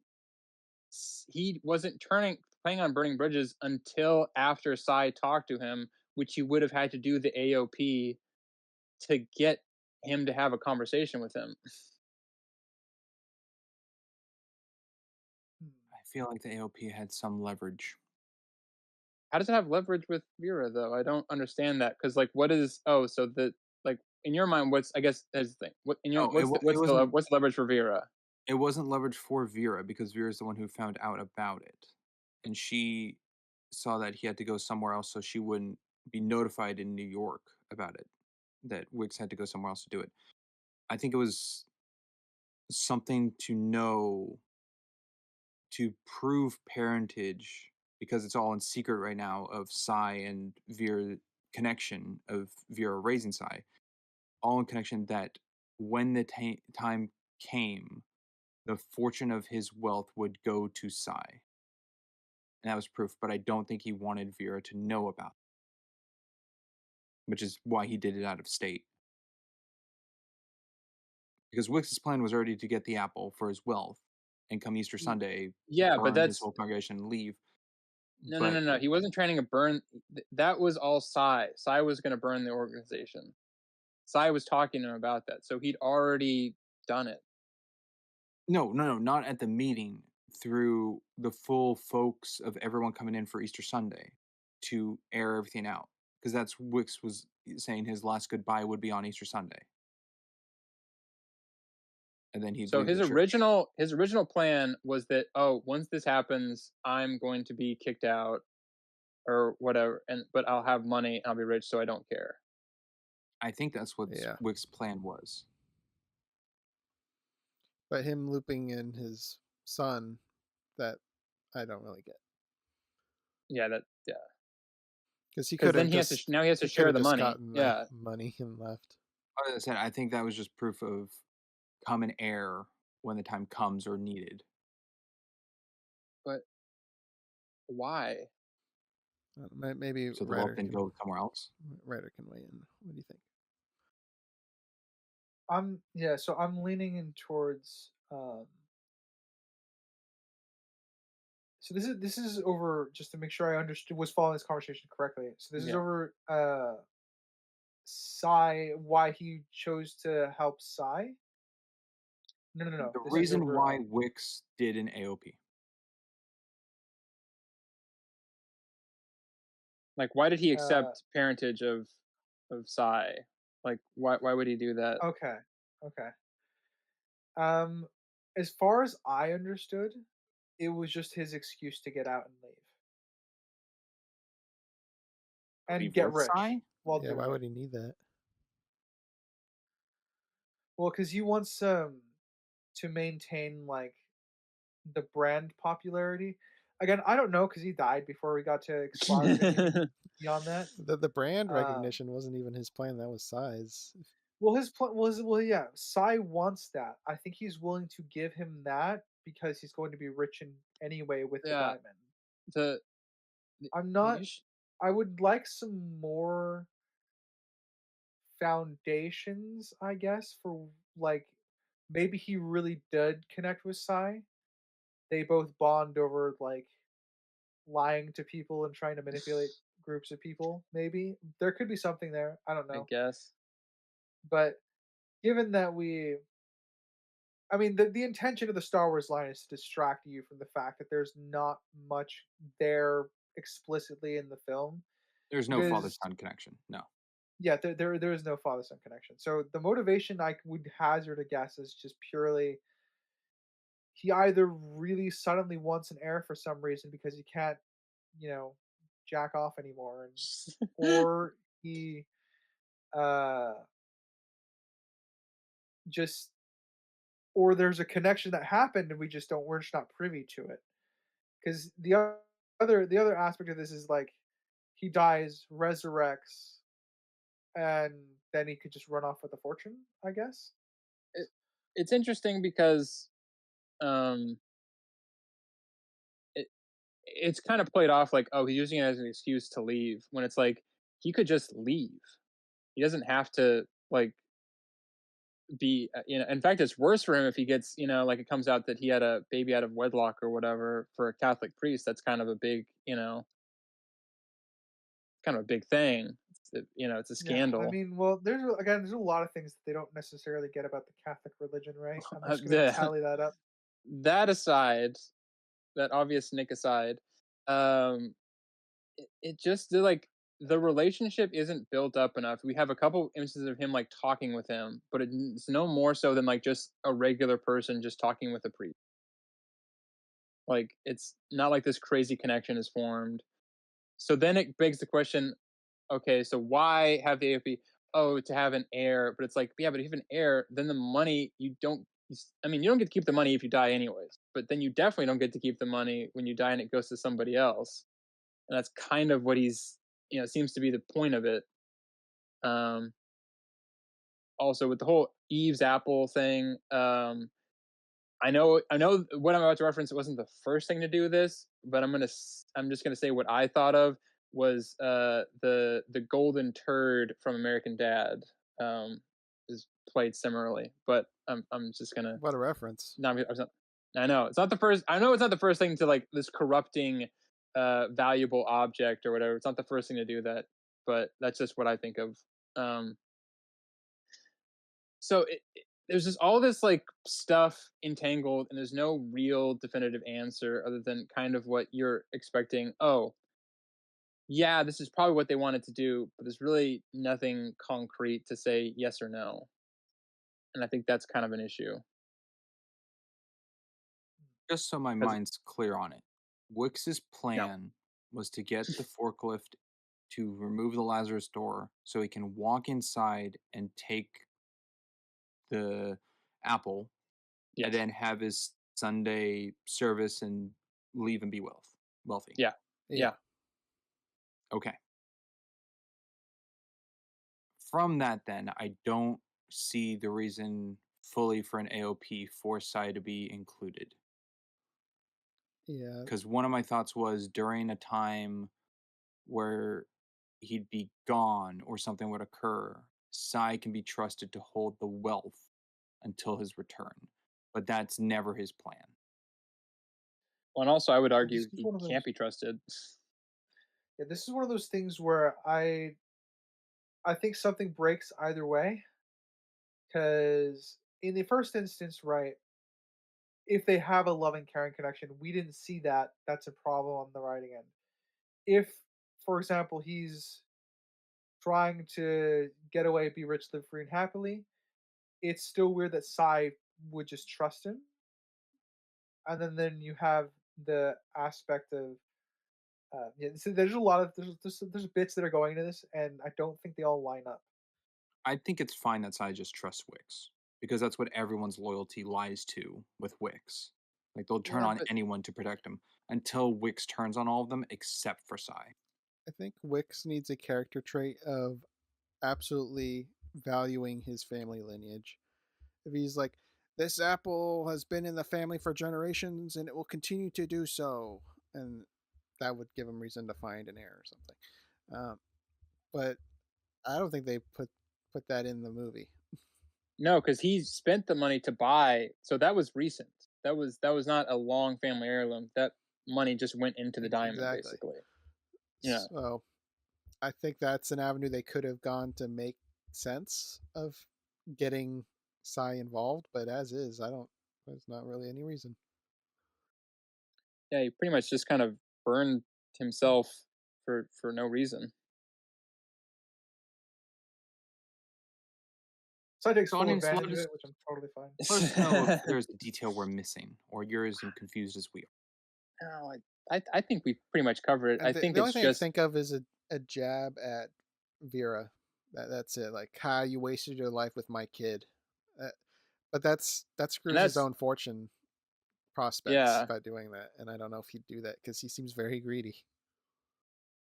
That is the other part of it. Is I was going to say that actually, technically, it was worse for him to do that because if he just kept his mouth shut and done the whole thing, but obviously he's an egomaniac, so he has to get like the so it's not a nick or so, but it's worse for him to like project out, like burn every bridge because now he's just got like 5, 6 people that want to kill him essentially.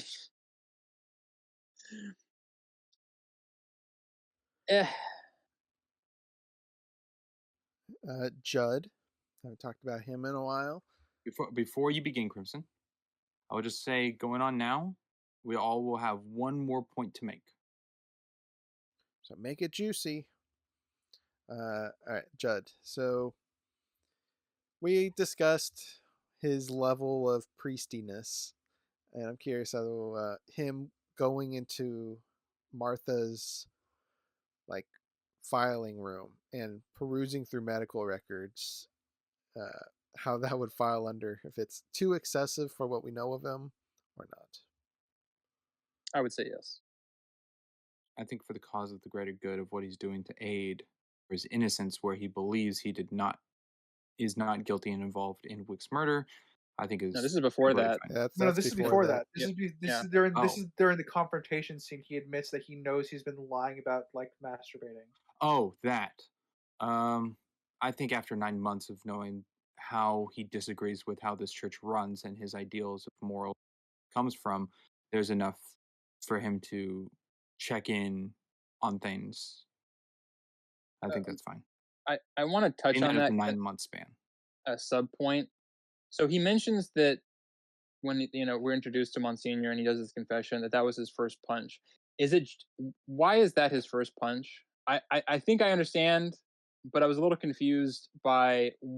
Was it just him talking about masturbation like for extended periods of time, as like No, wasting his he's just time basically he's the first punch that he's alluding to is just testing Judd's patience. He's trying to push him to to get a reaction? overstep.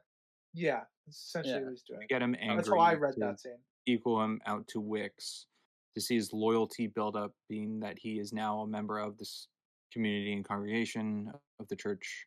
So it was It's a okay. test of lie. It's his. A test of lie. It's his.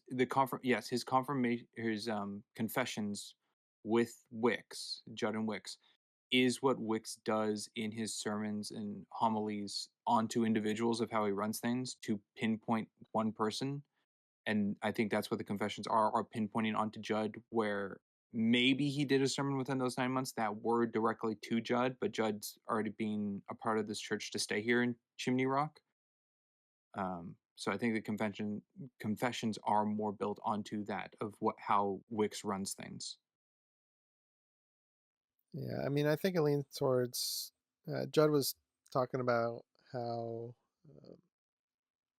Wick's way of preaching is like getting people riled up and uh, upset. Like he turned that into a woman hater, and um, he was just extorting Simone for money to keep her in. So I think he's just trying to pull on his strings to get him more involved. He So he thinks it's knows. masturbation. I guess so. I mean, Just something awkward and uncomfortable to work around to see how angry Judd can get, or get to a point. It just seems like it would be easier to get there than that. It just seems kind of a weirdly obtuse way, but whatever. I think yeah, it's well, it also worked. building loyalty, I mean, it did which is work, what but he it does worked. with his It worked character. because it Yeah, it worked because it worked in the movie. yes, but I feel like the single yeah. mother with the daughter in the Well, stand who yeah. came in new and were walked out, that gave everyone else who is a part of that close knit circle that itch that's explained of they feel special and seen more because they're No, staying with yeah. Wick Yeah, for no, loyalty reasons. And yeah, I get that part. I think Yeah. Wick is just trying to do the same with Here's the thing. Judd. I think if it was other stuff beyond just the masturbation stuff, I would be more inclined to agree. But it's just him like endlessly talking about masturbation, which kind of seems to be just comes across weird. I mean, obviously, listen, I know there's other stuff going on in that 9 months of he's actually seeing him on the pulpit and all that stuff, but it just seemed like that was a weird way to goad him. I think it's a Kind of, possibility of the humor aspect of absurdist oh, comedy. it, it I is think it I, humorous, I'm, is. but I'm it's not just supposed to with be humorous in the thing though. It's supposed to be very like he's being very conniving and manipulative. possibly The yes. first one So I that think is definitely comedic with the yes, approach, and I think it went Yes, on way but too now it's been long. 9 months past that and still going on. Yeah, and who knows how many confessions they've done in between that. well yeah, obviously lots, but yeah, I don't know. Like it's not a don't have an issue with it. It was just I was like I feel like they didn't really touch on it enough to sort of make it clear. Okay, what part is it? The constant confessions? Is the constant talk of masturbating? Which part of this is sort of like the I'm over, like I have control over you, or I am in charge of you. I think I'm all of sure it. I know all of it, but I was just it's Well, just you're the way it's asking. represented. I think it's all of it because Judd is still continuing to go along with this. Sure. Yeah, he hasn't confided in anybody else. Well, I guess that was my last point. Yeah. All That's right. probably my last. That was my last point too. Oh, okay. Writer. Yeah, I've been bouncing between three. I'm gonna settle on the question one. Lovely. Save 2 for the recap. Yeah, well, I'm saving a bunch for the recap. But as far as last points go, so the final act doesn't happen unless Martha confesses to Wix that she knows where the jewel is. Um, and that's what sets the third act in motion. So I is she says it's pride. That's why she confessed to Wix, but she also says in the same breath that she confessed to the wrong priest. Did she intentionally? So did she mean to like confess to Judd, or did she No, accidentally confess to Wix? So she no, would she's okay. just saying that Not like, accidental. oh, yeah, she was like saying that unfortunately Wix was not who I thought he was, so he was the wrong priest to confess to, or Yes. that kind of Okay. yeah. She learned All more right. Yeah. about Judd throughout the time of the movie to that point of confession to Judd, saying I did make a mistake, and if I knew now what I knew then, I would have come to you, kind of thing. Okay, all right. I just wanted to get that straight in mind as far as tracking her character a little bit. I also want to say it's very convenient then that it's the third act still happens because she chose to make a confession. Because Well, I think otherwise, Wix has no avenue to get out. Wix. in that case, yes. I thought you meant for Blanc piecing everything together. Well, okay. Blanc piecing everything together. Again, my overarching issue is the same with him as it has been in every film. He's inconsistent, so I fundamentally can't bring myself to care that he put everything together because he can understand things that are taking place in the story that we as the audience don't understand and don't follow because Ryan doesn't give us the chance to follow them. So it's like it's one of those things where that's my fundamental issue with Blanc. So I don't have any issue with him putting it all together because that's just been the his consistency is the inconsistency with Blanc, and that's a fundamental issue with the character. But that's not what I was asking. So okay, Interesting. Yeah, I see it as Blanc gave time because he knew Martha probably wouldn't. Well, he knew Martha was already dying, and not to confess to the police about the situation, which is why she kept quiet in the pew to begin with. But I think Blanc hesitated and paused, saying he didn't have the answer to get Martha to draw it out to Judd privately for a confession. But I think Blanc at that time knew 90% of the events of everything that yeah, transpired to be able to give a full thing, but that extra 10% wouldn't have ever been shared if he didn't give Martha the say it. I wish I had enough character to go on for that decision. That's where I see it as. Yeah, I'm just clarifying my difference. Yeah. I guess my last point to go with. Oh boy, what to go with? I guess the last one I'll go with is Crimson brought up like points we noticed of like when did you realize this was happening or you pinpointed or pegged this. When they opened the top of the Eve's apple box and they took the little Jesus out and the marking was a square, I identified it immediately as a jewelry box. Congratulations. I did not pick that one up.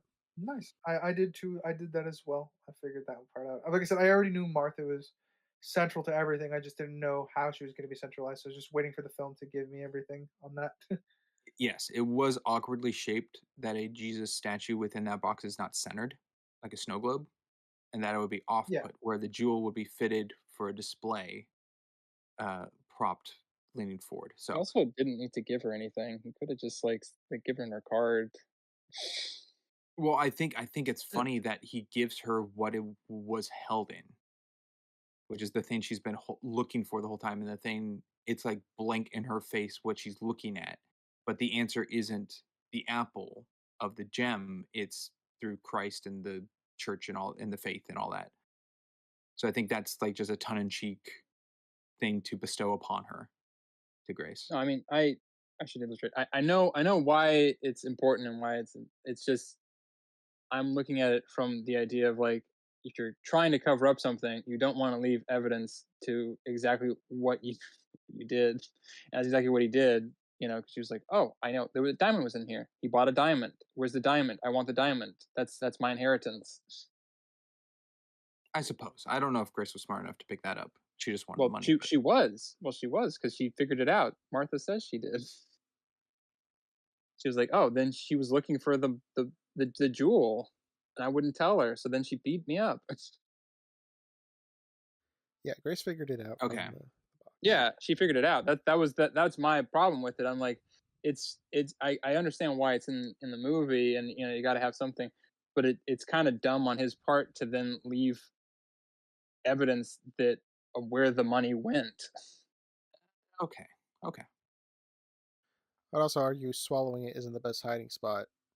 No. No, because then No, because Yeah, no, what? no. Who's I gonna think poop it hiding it Not out for or under a something? bush would be 1965. easier, to be honest with you. No, no, no. Could just hit it in the crypt. Could have put it up his butt. Could put it really anywhere. Well, you could really put it anywhere other than his Anywhere body. that's not on his person would have been a better place. Just Give it to Martha to go bury somewhere. yeah, Or exactly. then Martha would have known. It would have been tempting. She saw him Yeah, swallow she it. knows where it is now. Yeah, She well, knows. She hey, already knew where it was.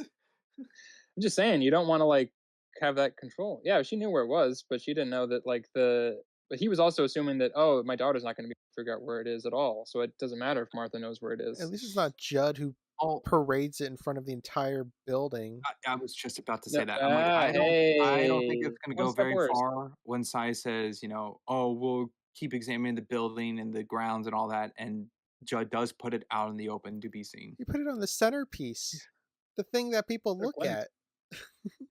Yeah, Judd was not a high IQ But move from our new image unless someone presentation. knows what they're looking for to look at, no one's going to identify it as the apple. It is such an Technically, unnecessary like risk, though. it is an unnecessary Yeah, risk. An it's $80 such an million unnecessary risk. gem in front of everybody. It is a big risk. that he could get sued into oblivion by Psy if he ever found it. He could. I don't know why he put it there. It's I understand so why he kept it, symbolic, I guess, but I don't know but why he put it. it's not worth it. It doesn't make sense. No. Now Ryan Johnson just And wanted that really cool shot of the interior of the heart of It was a cool Christ. shot. Yeah. It was a I cool mean, shot. that's what he does. He does. He He likes to get good shots of subverts stuff in his the films. goodness of the writing to to do a good Yeah, shot. Yeah, pretty much. It happens quite a lot in Ryan Johnson movies. He likes the visual enough to sacrifice the writing. I like Just make Looper. Ryan Johnson the cinematographer. Just do that. Oh, absolutely. I would hire him as a cinematographer within a day, but I would get legal documents barring him from script commentary. Yeah. He's Do a like very that good scene in director. Ready Player One when Sereno's talking to Halliday and he goes, "Oh, there always just could have tears and we could do this and this and like we could have like water tier and all this." And Halliday's like, "Thanks for the coffee." It's just that. Yeah, pretty much. Your writing input. Thanks. Done. So with that, we'll go into summaries and ratings of Wake Up Dead Man. Let us begin with who to start with. Who to start with? Let's start with our guest. Let's start with Sinister. Oh my goodness. Oh heavens. Overall, I like this. I like this more than Glass Onion. It's not a high bar, but it's a fact. So I'll say it. I do think some of the casting was good. I think some of the casting was underutilized as well. I really wish there was a lot more for a lot of them to do because I think a lot of them are very good actors and actresses. Just not really given anything to work with beyond just being little background vignettes and occasional Deus Ex, move the plot along. Probably the biggest gripe is, yeah, I think Vera's character, I feel like she was set up to be a lot more, and she really didn't get to do anything other than just kind of, announce, oh, you have a son, and that's about it. Lee would also be probably a close second because I feel like I really like that actor, and I feel like this was a good role for him. It kind of fits in with him, and they really did absolutely nothing with him. Most of the rest are of these little background characters. Martha definitely got a lot of work out of her. Close is great. I think she really played the part well as this kind of hero slash villain character, both sides. I like Judd for the most part. Definitely, his third act is a little shaky, but we'll let it slide for the most part because I think he has a really good introduction, and I think I like what the intention was for him. Daniel Craig doing a good job. Just again, the characterization is not great. Shot better than Glass Onion. Not as good as Knives Out for me, but it's definitely a step up. What am I missing? Anything else? I think the plot is a little over convoluted. It's a murder mystery, so I'm not. It's not really an issue, for the subject matter per se. But for me personally, I kind of felt like it was not paced properly for how complicated it ended up becoming. I think they kind of overdipped a little bit to making it both a heist and a murder mystery in the same plot was a little bit too much for me. Um, all in all, I'm sure I've missed stuff, and I'm sure some of the other summaries will probably pick up on it. But I'm sitting at probably 5, I'd say overall. It's 2 better than Glass Onion, but I think that's where I'm staying at. All right, nice fiver. Let's then go to. Let's go to the guy chomping at the bit. Let's go to writer. All right. I'll do my subjective. Um, I'm I actually liked the protagonist for this one, so that definitely bumps it up a little bit for me. I'm at a 4 out of 10, so that bumped it into kind of low average range for me in on my subjective. I I'm not going to go out of my way to watch this again. Um, I feel like I've seen this movie. I've seen this movie like 3 times, but repainted, and that's a problem. Um, and that's speaking broadly, obviously. Let's see. I very much enjoyed Daniel Craig's acting as Benoit Blanc, as I have every movie. Very much enjoyed Judd's character conception. I think the actor does a great job. I like the interplay between what's pulling at his faith, how he views his faith, and how that faith is kind of like his bedrock. I enjoy a lot of symbolism. I enjoy, funny enough, the lighting. The lighting was little, like I said, it's on the nose for me in the same way the donut hole bit was, but I have a subjective like for those things. So, good job on the directing, Ryan. Thumbs up. Um, didn't want to, gouge my eyes out while I was watching the film, like I would did with Glass Onion. So, I would say solid 4 for subjective. Objective. I think the plot's very convoluted. I think it's a mess between the motivations, the world building. They don't really dive fully into the Catholic world and how much of Judd is being committed to that. I have to guess at how long he's been a priest. I would guess not long, but it's would what would be relevant information on regarding that is not given to us.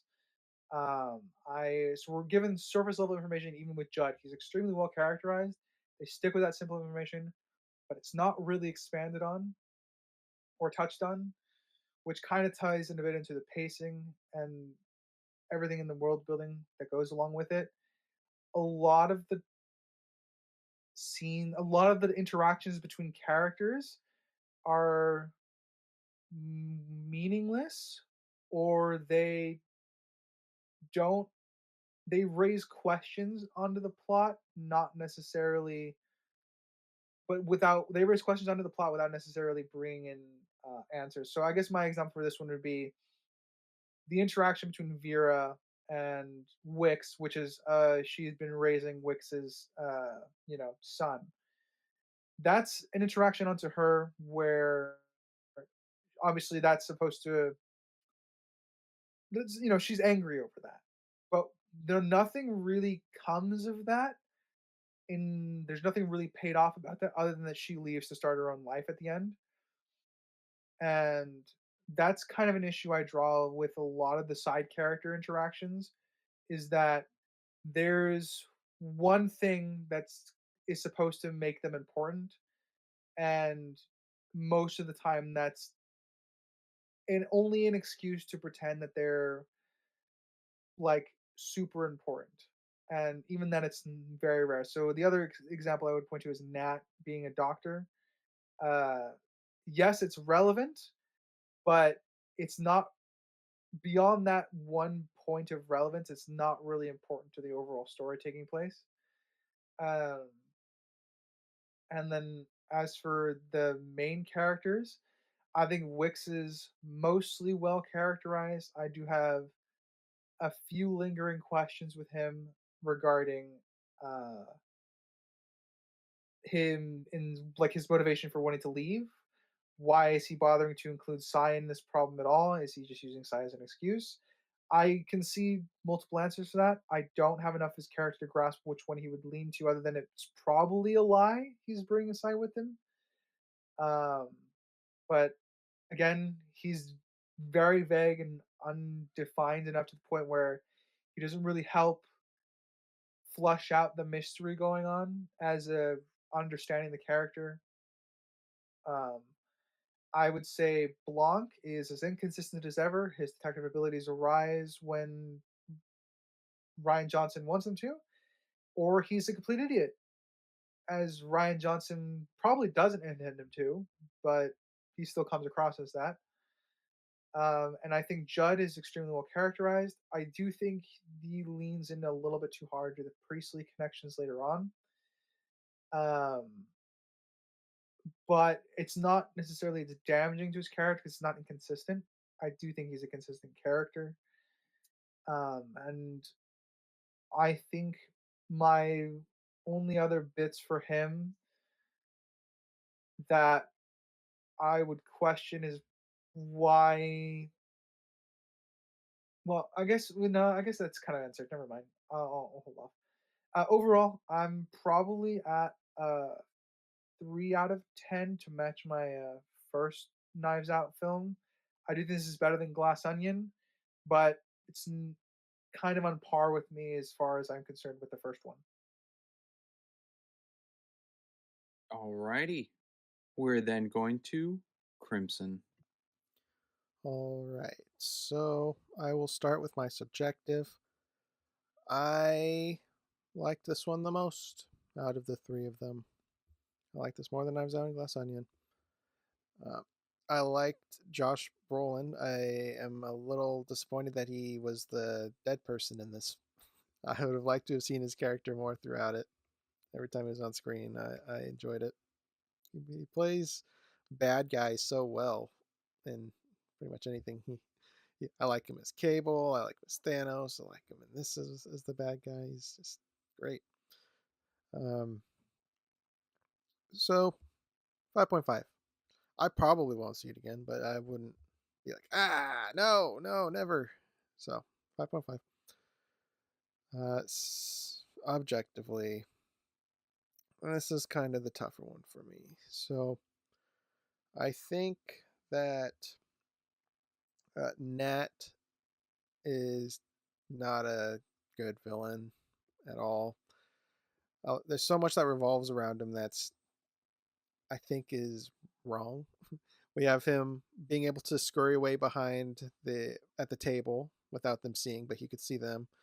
Um, I We had a long discussion, and by the end of it, I'm still sticking with the. I don't think they explain how LeBlanc comes to the conclusion definitively to go to his house because he knows he's involved. I don't know how he comes to that definitively for Nat, and not just could have been Lee or someone else. Um, I don't know how he failed to kill Martha. I don't know how she. We didn't get to talk about it, but I don't know how she figured out he poisoned her. He didn't poison anybody else, so it's not like it's a normal thing. She just knows he's a doctor and he has drugs. But I would have liked a bit more than just I'm smart enough to swap the glasses. So I found that pretty weak. Why didn't he dissolve the body earlier? There's a lot about him that's a weak sauce. I agree with Ryder that I think Judd is pretty well defined. I think it's not a 180 turn to the religious stuff, but It's a light switch. He's got the character traits. I think they just exaggerated it too much because he did just get the information about the crypt, and that it's not really his fault. So a little weird timing to involve that. I think LeBlanc is inconsistent. I think they dumb him down on the one waiting for him to write the story, which I'm a little bit more iffy with because it's nighttime. He's not going to go to other people's houses to interrogate them, and so that one's a bit more lenient. Okay, but him just sitting around while he was on the phone call, I think is abysmal. That was hours of time of him not even going through the drawers and looking through all of Martha's records, actually investigating. I think the strength of this relies on the directing. The camera is good. Uh, he utilized a lot of the zooming stuff, which I don't think every time he used was necessary, but it did give this film kind of an identity visually. So I think that worked out. And the flashback stained glass window effects look good. Lighting looks good. Acting was good. A lot of good to be had. The story is just the weakest aspect. Lots of the side cast are fluff, as I was saying. They needed ties to the story to either be a red herring or have a puzzle piece to the mystery. They didn't have that. Vera wasn't a puzzle piece. Simone wasn't a puzzle piece. Lee wasn't a puzzle piece. None of them were red herrings. Terrible. I think that's terrible for the mystery. In terms of the overarching mystery of it being complex, I did like how they integrated it. I think it was digestible enough and convoluted enough to be fun to watch. So I think they achieved that well. They did spend probably like 35 minutes on explaining the mystery, combining the initial pinning it on Judd, that revelation, and then the final confession. But I'm blabbing. I have this at a 6. It might be a bit generous, but there's a lot to this film that is good, so that's where I have it at. Oh boy, that makes me go last. All right. Upon finishing this movie, I subjectively have it at a 7. I have it tied with Glass Onion. I've only seen Glass Onion the one time for the pod, and I've only seen this one time for the pod.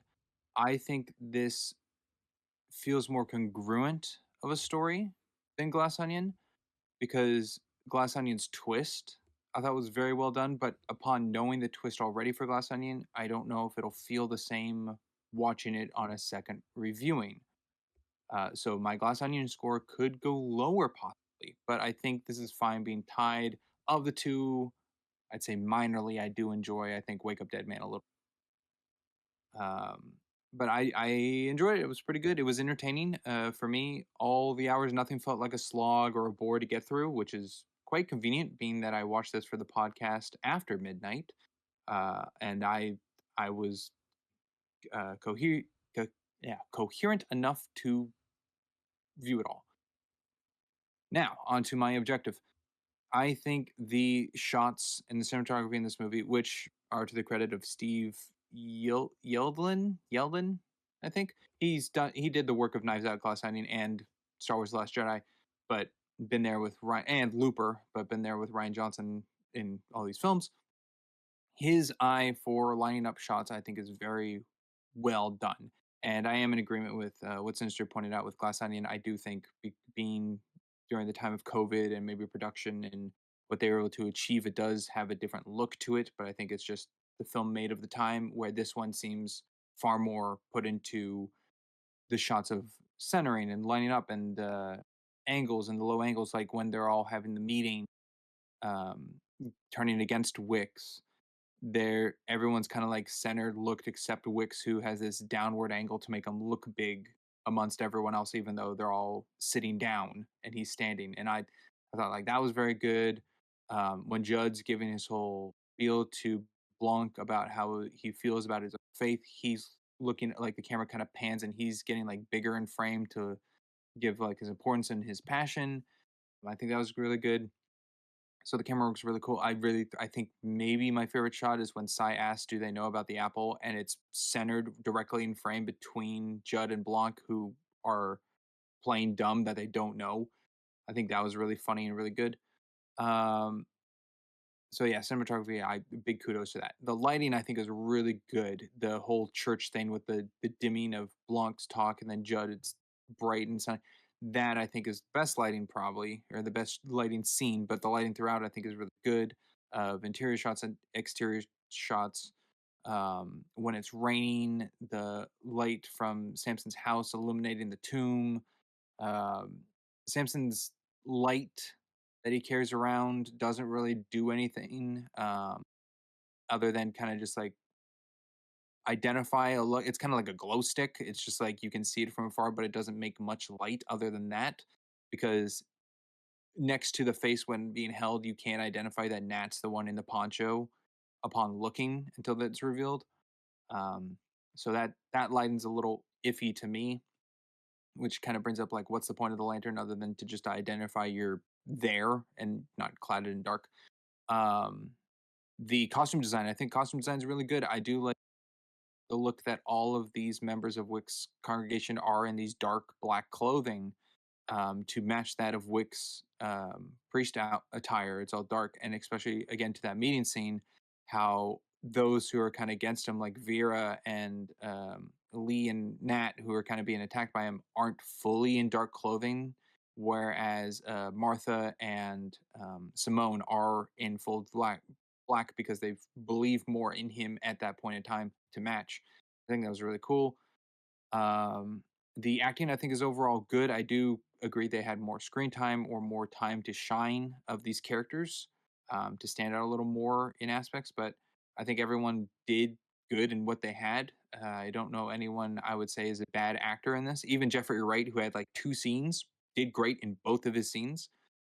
Um, the I always forget elements, but let's go with the writing. The writing is the overall basic brainstorm of what the mystery is, I think is fine. It's totally achievable. I get that. To incorporate all the complexivity eh, complexivities, if that's even a word, of overlapping Complexities. Yeah. complexities. Thank you, Raider. To overlap all these kind of stories of how a linear story isn't fully linear. It's not to the point of a Nolan film, but to backtrack to explain situations and a character's motives to become what the plot is for the movie and how that's explained when the events of it happening on the time frame it's happening. I think that is a bit of a jumbled mess.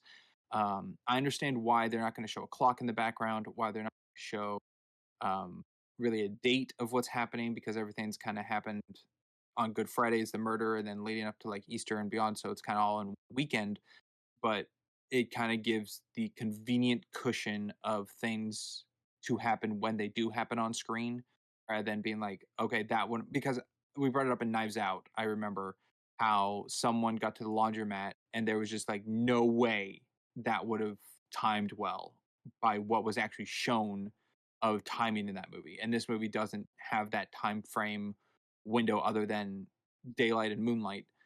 So I think that is a way to veil it, but I do think it's a little weak because it makes it a big mess of like all these things. My biggest thing is like Judd throwing the wolf head the night before, I guess, Good Friday service, so Monday, Thursday, for Wicks to die by Nat's hands with a knife and the 2 wolf heads upon that day is all because of Judd's plan of throwing the wolf head through the glass that I'm guessing Martha saw for it to go into action, but that was never planned because Judd was drunk and he wasn't in on it. So that whole thing to make the whole plot begin, I think was just a I said a nick. I do think it's a nick because it's still believable they could have gone to the bar to get both heads, which is where Nat may have gotten one of the 2 heads to begin with and found just convenience. All that. So the writing is the messiest bit for me. I wish it was smoother. Overall, all of that compiled, I'm putting this at an 8. And the reason why it's an 8 and I think higher than Glass just looks better than Glass Onion. Well, all This part right will be then. cut out. What was your subjective? I didn't hear it. I gave it a 7. 7. All right, give me a moment to move it. All right. So I know I'm, a little higher than the rest of you, but I kind of expected that a little. Well, yeah, I'm not too surprised by I knew I was going to be anybody's higher than scores. Ryder. To be I knew honest. that. I don't think anybody's scores are all that surprising. No, I'm not surprised either. I knowing I question their scale a lot, but I have a much better understanding of it. I think, however many episodes this is in, we're like in the 160s now, This is 170s. 170. I don't know. This is 170 something.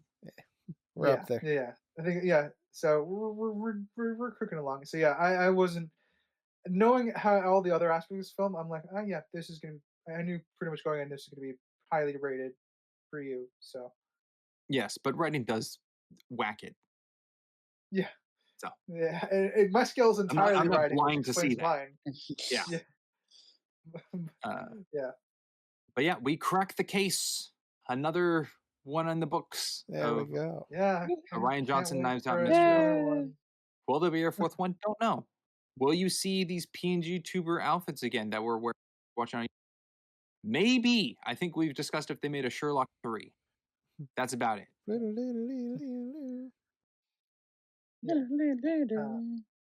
Well, with that, gentlemen, shall I read us out? Yeah. I think so. I think everyone Yeah. should be excited for the weeks to come of this season. The year to come. It's going to be a great year. Yeah, the whole year to come too. Yeah. Yeah, that's true. All right, audience. Thank you for listening, whether it be Spotify, Amazon, Castbox, Good Pods, iHeartRadio, Pocket Casts, and Samsung. Any of it to be in our visual side of things, be it YouTube or Rumble, thinking are watching our PNGtuber slideshow there.